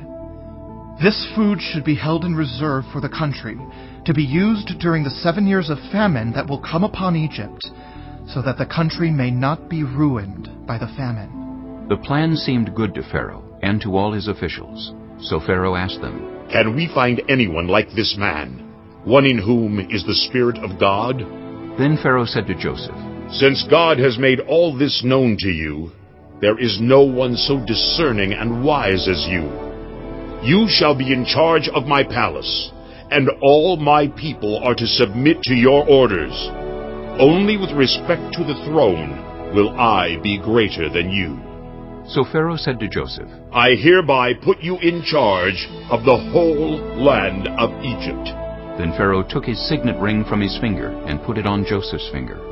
He dressed him in robes of fine linen and put a gold chain around his neck. He had him ride in a chariot as his second in command, and people shouted before him, "Make way!" Thus he put him in charge of the whole land of Egypt. Then Pharaoh said to Joseph, "I am Pharaoh, but without your word, no one will lift hand or foot in all Egypt." Pharaoh gave Joseph the name Zaphanath-Paneah, and gave him Asenath, daughter of Potipherah, priest of On, to be his wife. And Joseph went throughout the land of Egypt. Joseph was 30 years old when he entered the service of Pharaoh, king of Egypt. And Joseph went out from Pharaoh's presence and traveled throughout Egypt. During the 7 years of abundance, the land produced plentifully. Joseph collected all the food produced in those 7 years of abundance in Egypt and stored it in the cities. In each city he put the food grown in the field surrounding it. Joseph stored up huge quantities of grain, like the sand of the sea. It was so much that he stopped keeping records because it was beyond measure. Before the years of famine came, 2 sons were born to Joseph by Asenath, daughter of Potipherah, priest of On. Joseph named his firstborn Manasseh, and said, "It is because God has made me forget all my trouble and all my father's household." The second son he named Ephraim, and said, "It is because God has made me fruitful in the land of my suffering." The 7 years of abundance in Egypt came to an end, and the 7 years of famine began, just as Joseph had said. There was famine in all the other lands, but in the whole land of Egypt there was food. When all Egypt began to feel the famine, the people cried to Pharaoh for food. Then Pharaoh told all the Egyptians, "Go to Joseph, and do what he tells you." When the famine had spread over the whole country, Joseph opened all the storehouses and sold grain to the Egyptians, for the famine was severe throughout Egypt. And all the world came to Egypt to buy grain from Joseph, because the famine was severe everywhere. Chapter 42. When Jacob learned that there was grain in Egypt, he said to his sons, "Why do you just keep looking at each other?" He continued, "I have heard that there is grain in Egypt. Go down there and buy some for us, so that we may live and not die." Then 10 of Joseph's brothers went down to buy grain from Egypt. But Jacob did not send Benjamin, Joseph's brother, with the others, because he was afraid that harm might come to him. So Israel's sons were among those who went to buy grain, for there was famine in the land of Canaan also.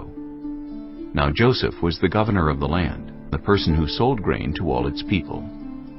So when Joseph's brothers arrived, they bowed down to him with their faces to the ground.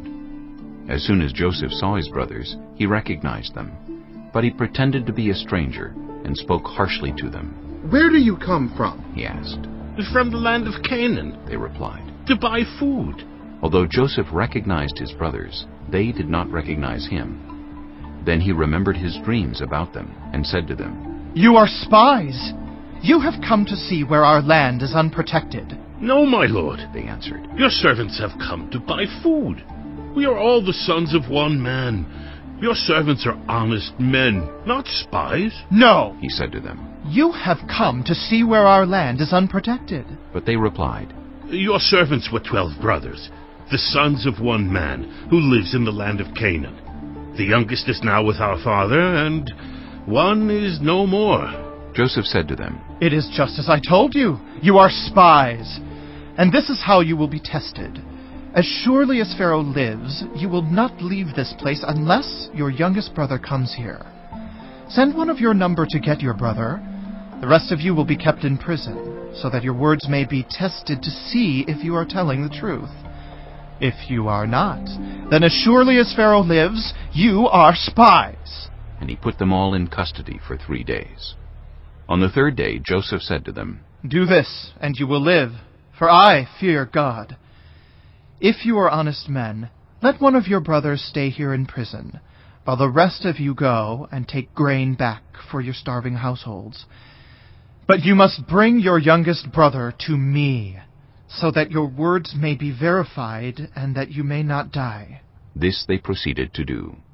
They said to one another, "Surely we are being punished because of our brother. We saw how distressed he was when he pleaded with us for his life, but we would not listen. That's why this distress has come on us." Reuben replied, "Didn't I tell you not to sin against the boy? But you wouldn't listen. Now we must give an accounting for his blood." They did not realize that Joseph could understand them, since he was using an interpreter. He turned away from them and began to weep, but then came back and spoke to them again. He had Simeon taken from them and bound before their eyes. Joseph gave orders to fill their bags with grain, to put each man's silver back in his sack, and to give them provisions for their journey. After this was done for them, they loaded their grain on their donkeys and left. At the place where they stopped for the night, one of them opened his sack to get feed for his donkey, and he saw his silver in the mouth of his sack. "My silver has been returned," he said to his brothers. "Here it is in my sack." Their hearts sank, and they turned to each other trembling and said, "What is this that God has done to us?" When they came to their father Jacob in the land of Canaan, they told him all that had happened to them. They said, "The man who is lord over the land spoke harshly to us and treated us as though we were spying on the land. But we said to him, 'We are honest men, we are not spies. We were 12 brothers, sons of one father. One is no more, and the youngest is now with our father in Canaan.' Then the man who is lord over the land said to us, 'This is how I will know whether you are honest men. Leave one of your brothers here with me, and take food for your starving households, and go. But bring your youngest brother to me, so I will know that you are not spies, but honest men. Then I will give your brother back to you, and you can trade in the land.' As they were emptying their sacks, there in each man's sack was his pouch of silver. When they and their father saw the money pouches, they were frightened. Their father Jacob said to them, 'You have deprived me of my children. Joseph is no more, and Simeon is no more, and now you want to take Benjamin. Everything is against me.' Then Reuben said to his father, 'You may put both of my sons to death if I do not bring him back to you. Entrust him to my care, and I will bring him back.' But Jacob said, 'My son will not go down there with you. His brother is dead, and he is the only one left. If harm comes to him on the journey you are taking, you will bring my gray head down to the grave in sorrow.'" Chapter 43. Now the famine was still severe in the land. So when they had eaten all the grain they had brought from Egypt, their father said to them, "Go back and buy us a little more food." But Judah said to him, "The man warned us solemnly, 'You will not see my face again unless your brother is with you.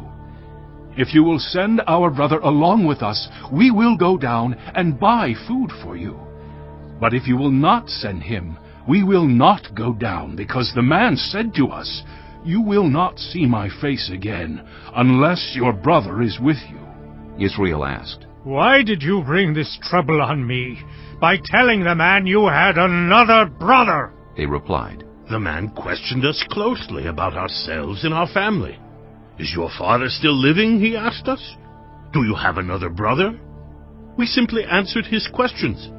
How are we to know?" he would say, "Bring your brother down here."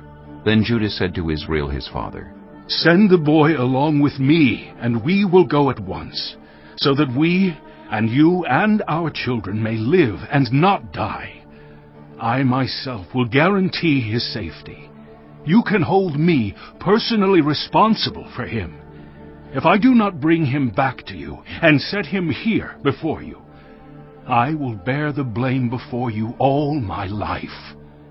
As it is, if we had not delayed, we could have gone and returned twice." Then their father Israel said to them, "If it must be, then do this. Put some of the best products of the land in your bags, and take them down to the man as a gift.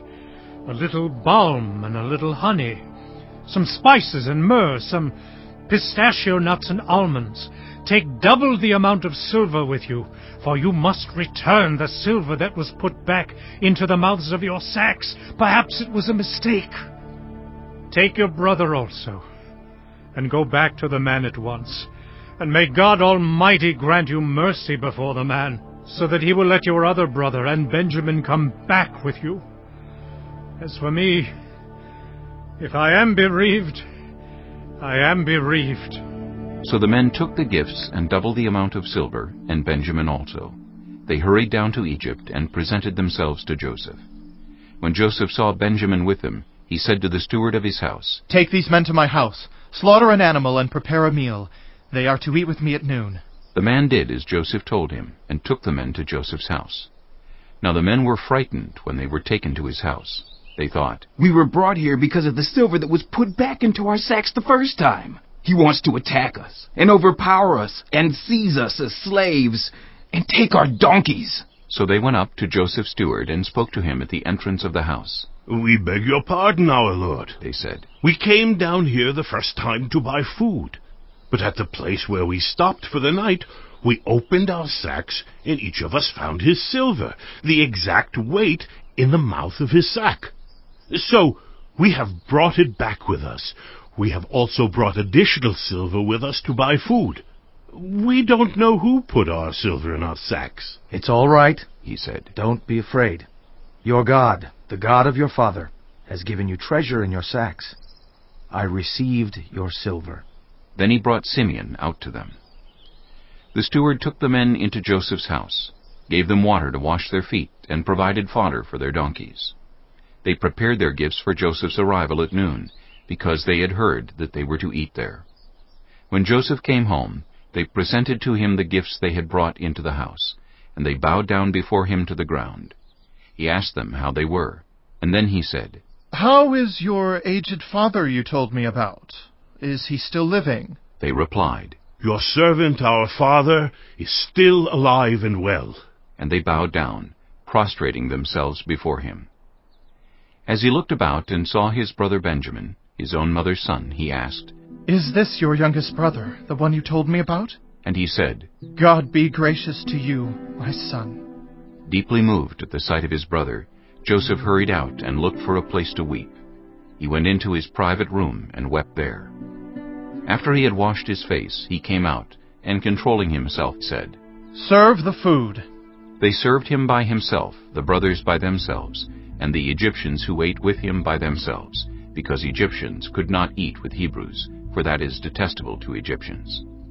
The men had been seated before him in the order of their ages, from the firstborn to the youngest, and they looked at each other in astonishment. When portions were served to them from Joseph's table, Benjamin's portion was 5 times as much as anyone else's. So they feasted and drank freely with him. Chapter 44. Now Joseph gave these instructions to the steward of his house. "Fill the men's sacks with as much food as they can carry, and put each man's silver in the mouth of his sack. Then put my cup, the silver one, in the mouth of the youngest one's sack, along with the silver for his grain." And he did as Joseph said.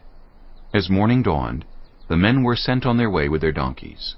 They had not gone far from the city when Joseph said to his steward, "Go after those men at once, and when you catch up with them, say to them, 'Why have you repaid good with evil? Isn't this the cup my master drinks from and also uses for divination? This is a wicked thing you have done.'" When he caught up with them, he repeated these words to them. But they said to him, "Why does my lord say such things? Far be it from your servants to do anything like that. We even brought back to you from the land of Canaan the silver we found inside the mouths of our sacks. So why would we steal silver or gold from your master's house? If any of your servants is found to have it, he will die. and the rest of us will become my lord's slaves." "Very well, then," he said. "Let it be as you say. Whoever is found to have it will become my slave. The rest of you will be free from blame." Each of them quickly lowered his sack to the ground and opened it. Then the steward proceeded to search, beginning with the oldest and ending with the youngest. And the cup was found in Benjamin's sack. At this they tore their clothes. Then they all loaded their donkeys and returned to the city. Joseph was still in the house when Judah and his brothers came in, and they threw themselves to the ground before him. Joseph said to them, "What is this you have done? Don't you know that a man like me can find things out by divination?" "What can we say to my lord?" Judah replied. "What can we say? How can we prove our innocence? God has uncovered your servant's guilt. We are now my lord's slaves, we ourselves, and the one who was found to have the cup." But Joseph said, "Far be it from me to do such a thing. Only the man who was found to have the cup will become my slave. The rest of you go back to your father in peace." Then Judah went up to him and said, "Pardon your servant, my lord. Let me speak a word to my lord. Do not be angry with your servant, though you are equal to Pharaoh himself. My lord asked his servants, 'Do you have a father or a brother?' And we answered, 'We have an aged father, and there is a young son born to him in his old age. His brother is dead, and he is the only one of his mother's sons left, and his father loves him.' Then you said to your servants, 'Bring him down to me so I can see him for myself.' And we said to my lord, 'The boy cannot leave his father. If he leaves him, his father will die.' But you told your servants, 'Unless your youngest brother comes down with you, you will not see my face again.' When we went back to your servant, my father, we told him what my lord had said. Then our father said, 'Go back and buy a little more food.' But we said, 'We cannot go down. Only if our youngest brother is with us will we go. We cannot see the man's face unless our youngest brother is with us.' Your servant, my father, said to us, 'You know that my wife bore me 2 sons. One of them went away from me, and I said, "He has surely been torn to pieces," and I have not seen him since. If you take this one from me too, and harm comes to him, you will bring my gray head down to the grave in misery.' So now, if the boy is not with us when I go back to your servant, my father, and if my father, whose life is closely bound up with the boy's life, sees that the boy isn't there, he will die. Your servants will bring the gray head of our father down to the grave in sorrow. Your servant guaranteed the boy's safety to my father. I said, 'If I do not bring him back to you, I will bear the blame before you, my father, all my life.' Now then, please let your servant remain here as my lord's slave in place of the boy, and let the boy return with his brothers. How can I go back to my father if the boy is not with me? No. Do not let me see the misery that would come on my father." Chapter 45. Then Joseph could no longer control himself before all his attendants, and he cried out, "Have everyone leave my presence!" So there was no one with Joseph when he made himself known to his brothers. And he wept so loudly that the Egyptians heard him, and Pharaoh's household heard about it. Joseph said to his brothers, "I am Joseph! Is my father still living?" But his brothers were not able to answer him, because they were terrified at his presence. Then Joseph said to his brothers, "Come close to me." When they had done so, he said, "I am your brother Joseph, the one you sold into Egypt. And now, Do not be distressed, and do not be angry with yourselves for selling me here, because it was to save lives that God sent me ahead of you. For 2 years now there has been famine in the land, and for the next 5 years there will be no plowing and reaping. But God sent me ahead of you to preserve for you a remnant on earth, and to save your lives by a great deliverance. So then, it was not you who sent me here, but God. He made me father to Pharaoh, lord of his entire household and ruler of all Egypt. Now hurry back to my father and say to him, 'This is what your son Joseph says. God has made me lord of all Egypt. Come down to me. Don't delay. You shall live in the region of Goshen and be near me, you, your children and grandchildren, your flocks and herds, and all you have. I will provide for you there, because 5 years of famine are still to come. Otherwise you and your household and all who belong to you will become destitute.' You can see for yourselves, and so can my brother Benjamin, that it is really I who am speaking to you. Tell my father about all the honor accorded me in Egypt, and about everything you have seen, and bring my father down here quickly." Then he threw his arms around his brother Benjamin and wept, and Benjamin embraced him weeping. And he kissed all his brothers and wept over them. Afterward his brothers talked with him. When the news reached Pharaoh's palace that Joseph's brothers had come, Pharaoh and all his officials were pleased. Pharaoh said to Joseph, "Tell your brothers, do this, load your animals and return to the land of Canaan, and bring your father and your families back to me.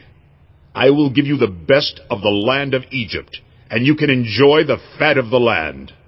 You are also directed to tell them, "Do this, take some carts from Egypt for your children and your wives, and get your father and come.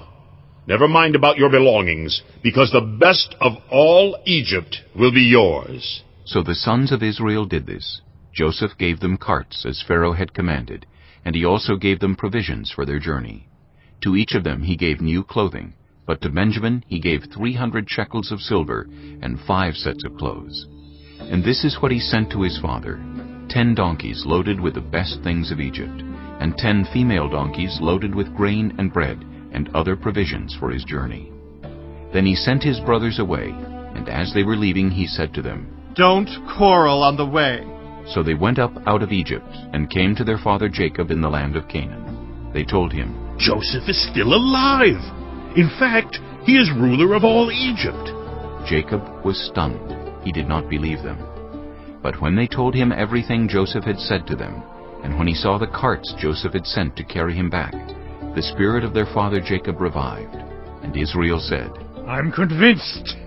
My son Joseph is still alive. I will go and see him before I die." Chapter 46. So Israel set out with all that was his, and when he reached Beersheba, he offered sacrifices to the God of his father Isaac. And God spoke to Israel in a vision at night and said, "Jacob, Jacob." "Here I am," he replied. "I am God, the God of your father," he said. "Do not be afraid to go down to Egypt, for I will make you into a great nation there. I will go down to Egypt with you, and I will surely bring you back again, and Joseph's own hand will close your eyes." Then Jacob left Beersheba, and Israel's sons took their father Jacob and their children and their wives in the carts that Pharaoh had sent to transport him. So Jacob and all his offspring went to Egypt, taking with them their livestock and the possessions they had acquired in Canaan. Jacob brought with him to Egypt his sons and grandsons, and his daughters and granddaughters, all his offspring. These are the names of the sons of Israel, Jacob and his descendants, who went to Egypt. Reuben, the firstborn of Jacob.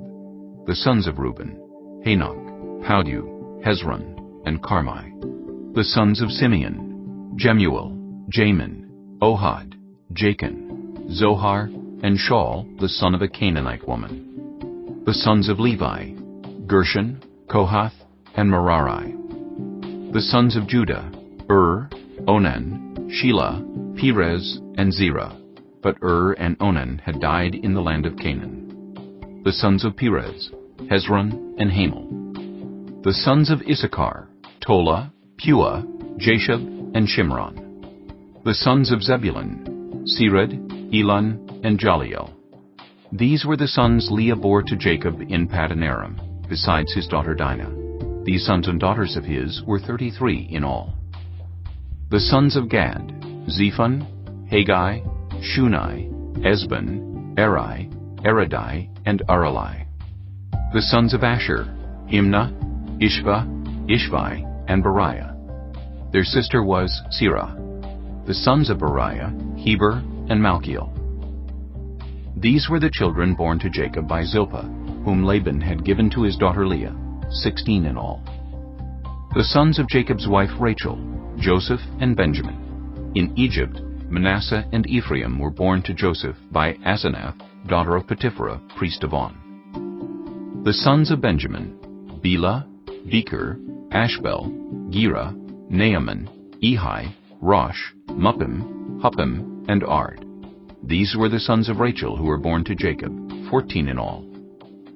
The son of Dan, Hushim. The sons of Naphtali, Jaziel, Unai, Jezer, and Shillem.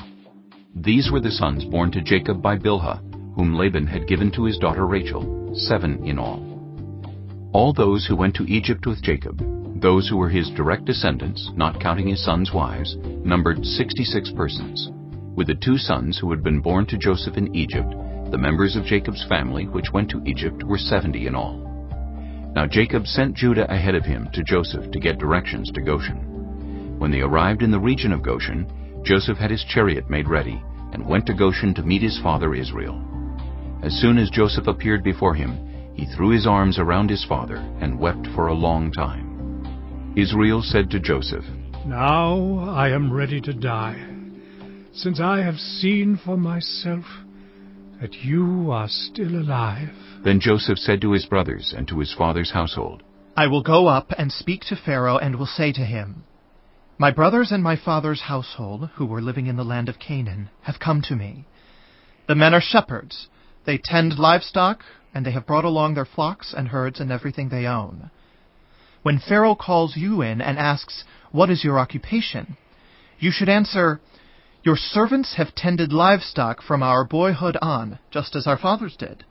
Then you will be allowed to settle in the region of Goshen, for all shepherds are detestable to the Egyptians." Chapter 47. Joseph went and told Pharaoh, "My father and brothers, with their flocks and herds and everything they own, have come from the land of Canaan and are now in Goshen." He chose 5 of his brothers and presented them before Pharaoh. Pharaoh asked the brothers, "What is your occupation?" "Your servants are shepherds," they replied to Pharaoh, "just as our fathers were." They also said to him, "We have come to live here for a while, because the famine is severe in Canaan, and your servants' flocks have no pasture. So now, please let your servants settle in Goshen." Pharaoh said to Joseph, "Your father and your brothers have come to you, and the land of Egypt is before you. Settle your father and your brothers in the best part of the land. Let them live in Goshen, and if you know of any among them with special ability, put them in charge of my own livestock." Then Joseph brought his father Jacob in and presented him before Pharaoh. After Jacob blessed Pharaoh, Pharaoh asked him, "How old are you?" And Jacob said to Pharaoh, "The years of my pilgrimage are 130. My years have been few and difficult, and they do not equal the years of the pilgrimage of my fathers." Then Jacob blessed Pharaoh and went out from his presence. So Joseph settled his father and his brothers in Egypt, and gave them property in the best part of the land, the district of Ramesses, as Pharaoh directed. Joseph also provided his father and his brothers, and all his father's household with food, according to the number of their children. There was no food, however, in the whole region, because the famine was severe. Both Egypt and Canaan wasted away because of the famine. Joseph collected all the money that was to be found in Egypt and Canaan in payment for the grain they were buying, and he brought it to Pharaoh's palace. When the money of the people of Egypt and Canaan was gone, all Egypt came to Joseph and said, "Give us food. Why should we die before your eyes? Our money is all gone." Then bring your livestock, said Joseph. I will sell you food in exchange for your livestock, since your money is gone.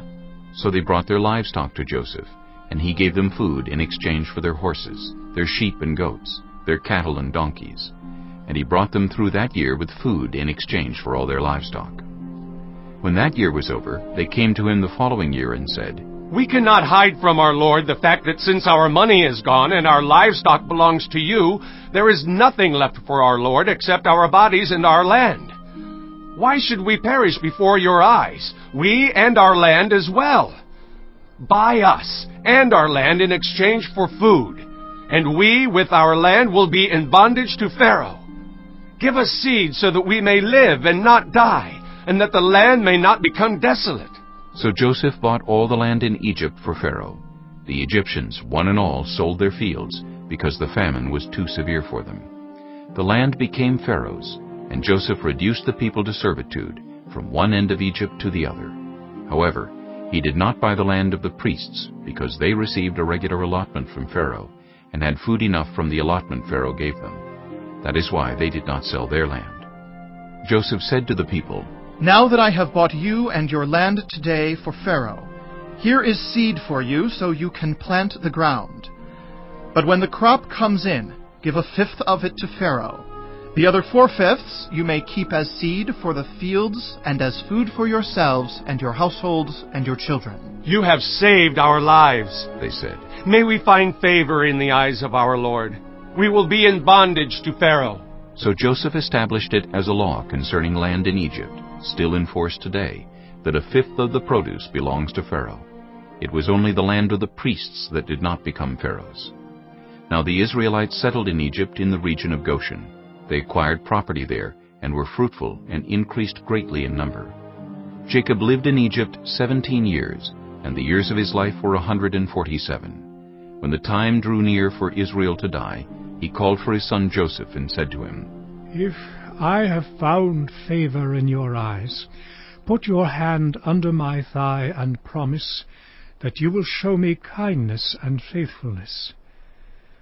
Do not bury me in Egypt, but when I rest with my fathers, carry me out of Egypt and bury me where they are buried. I will do as you say, he said. Swear to me, he said. Then Joseph swore to him, and Israel worshipped as he leaned on the top of his staff. Chapter 48. Some time later, Joseph was told, Your father is ill. So he took his 2 sons, Manasseh and Ephraim, along with him. When Jacob was told, Your son Joseph has come to you, Israel rallied his strength and sat up on the bed.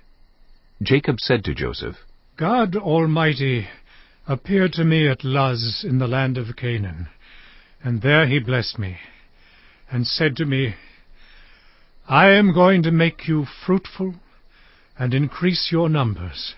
I will make you a community of peoples, and I will give this land as an everlasting possession to your descendants after you. Now then, your 2 sons, born to you in Egypt before I came to you here, will be reckoned as mine. Ephraim and Manasseh will be mine, just as Reuben and Simeon are mine. Any children born to you after them will be yours. In the territory they inherit, they will be reckoned under the names of their brothers. As I was returning from Paddan, to my sorrow, Rachel died in the land of Canaan, while we were still on the way, a little distance from Ephrath. So I buried her there, beside the road to Ephrath, that is, Bethlehem. When Israel saw the sons of Joseph, he asked, Who are these? They are the sons God has given me here, Joseph said to his father. Then Israel said, Bring them to me, so I may bless them. Now Israel's eyes were failing because of old age, and he could hardly see. So Joseph brought his sons close to him, and his father kissed them and embraced them. Israel said to Joseph, I never expected to see your face again, and now God has allowed me to see your children too. Then Joseph removed them from Israel's knees, and bowed down with his face to the ground. And Joseph took both of them, Ephraim on his right toward Israel's left hand, and Manasseh on his left toward Israel's right hand, and brought them close to him. But Israel reached out his right hand, and put it on Ephraim's head, though he was the younger, and crossing his arms, he put his left hand on Manasseh's head, even though Manasseh was the firstborn. Then he blessed Joseph and said, May the God, before whom my fathers Abraham and Isaac walked faithfully, the God who has been my shepherd all my life to this day, the angel who has delivered me from all harm, may he bless these boys. May they be called by my name and the names of my fathers Abraham and Isaac, and may they increase greatly on the earth. When Joseph saw his father placing his right hand on Ephraim's head, he was displeased. So he took hold of his father's hand to move it from Ephraim's head to Manasseh's head. Joseph said to him, No, my father, this one is the firstborn. Put your right hand on his head. But his father refused and said, I know, my son, I know. He too will become a people, and he too will become great. Nevertheless, his younger brother will be greater than he, and his descendants will become a group of nations. He blessed them that day and said, In your name will Israel pronounce this blessing. May God make you like Ephraim and Manasseh. So he put Ephraim ahead of Manasseh. Then Israel said to Joseph, I am about to die, but God will be with you, and take you back to the land of your fathers. And to you I give one more ridge of land than to your brothers, the ridge I took from the Amorites, with my sword and my bow. Chapter 49. Then Jacob called for his sons and said, Gather around, so I can tell you what will happen to you in days to come. Assemble and listen, sons of Jacob. Listen to your father Israel. Reuben, you are my firstborn, my might, the first sign of my strength, excelling in honor, excelling in power. Turbulent as the waters, you will no longer excel. For you went up unto your father's bed, unto my couch, and defiled it. Simeon and Levi are brothers. Their swords are weapons of violence. Let me not enter their council. Let me not join their assembly. For they have killed men in their anger, and hamstrung oxen as they pleased. Cursed be their anger, so fierce, and their fury, so cruel. I will scatter them in Jacob, and disperse them in Israel. Judah, your brothers will praise you. Your hand will be on the neck of your enemies.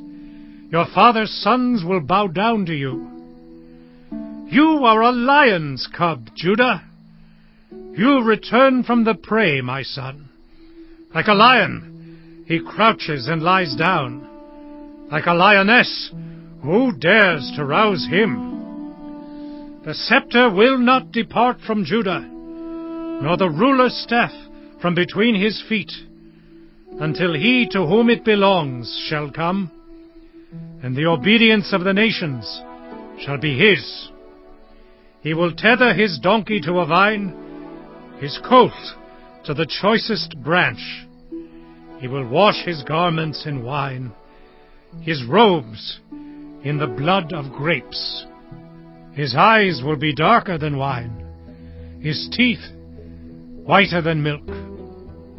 Zebulun will live by the seashore and become a haven for ships. His border will extend towards Sidon. Issachar is a raw-boned donkey lying down among the sheep pens. When he sees how good is his resting place and how pleasant is his land, he will bend his shoulder to the burden and submit to forced labor. Dan will provide justice for his people as one of the tribes of Israel. Dan will be a snake by the roadside, a viper along the path that bites the horse's heels so that its rider tumbles backward. I look for your deliverance, Lord. Gad will be attacked by a band of raiders, but he will attack them at their heels. Asher's food will be rich. He will provide delicacies fit for a king. Naphtali is a doe set free that bears beautiful fawns. Joseph is a fruitful vine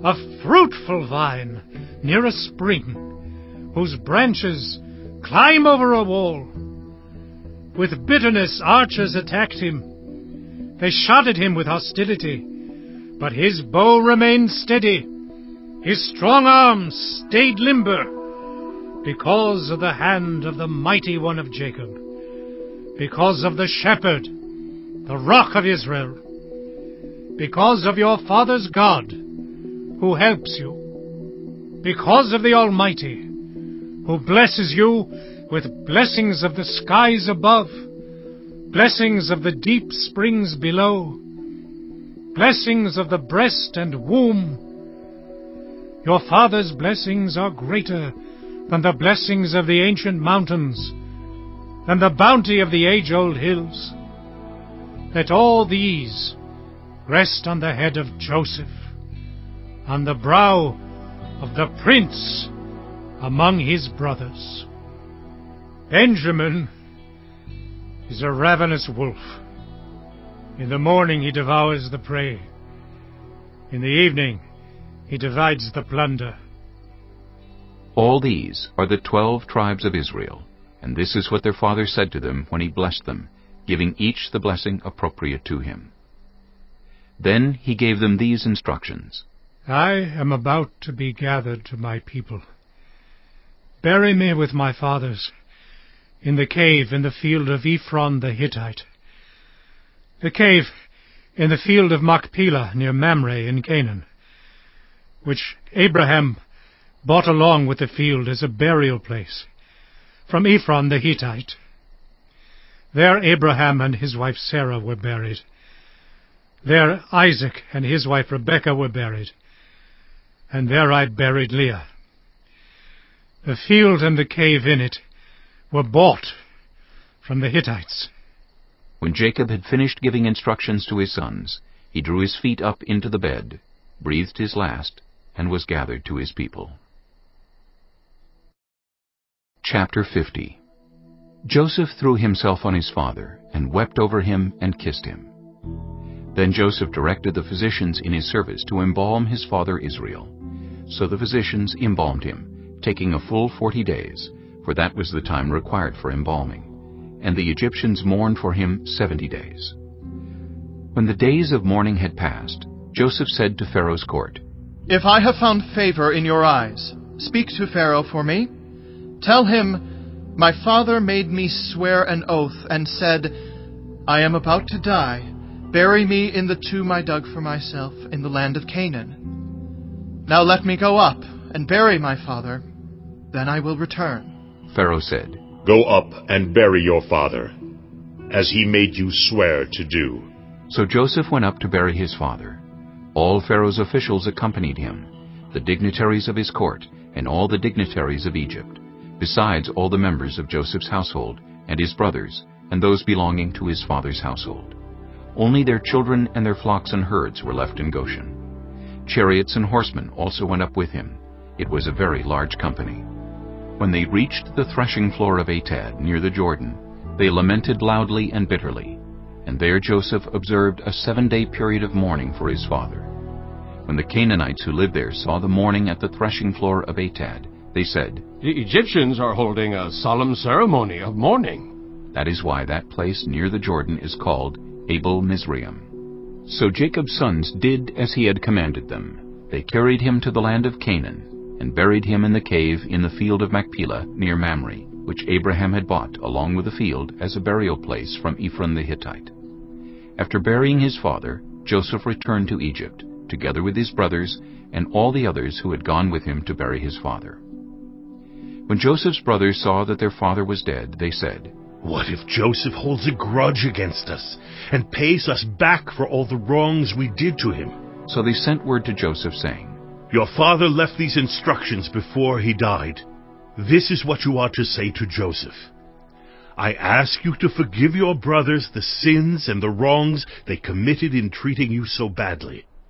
Now, please forgive the sins of the servants of the God of your father." When their message came to him, Joseph wept. His brothers then came and threw themselves down before him. "We are your slaves," they said. But Joseph said to them, "Don't be afraid. Am I in the place of God? You intended to harm me, but God intended it for good, to accomplish what is now being done, the saving of many lives. So then, don't be afraid. I will provide for you and your children." And he reassured them and spoke kindly to them. Joseph stayed in Egypt along with all his father's family.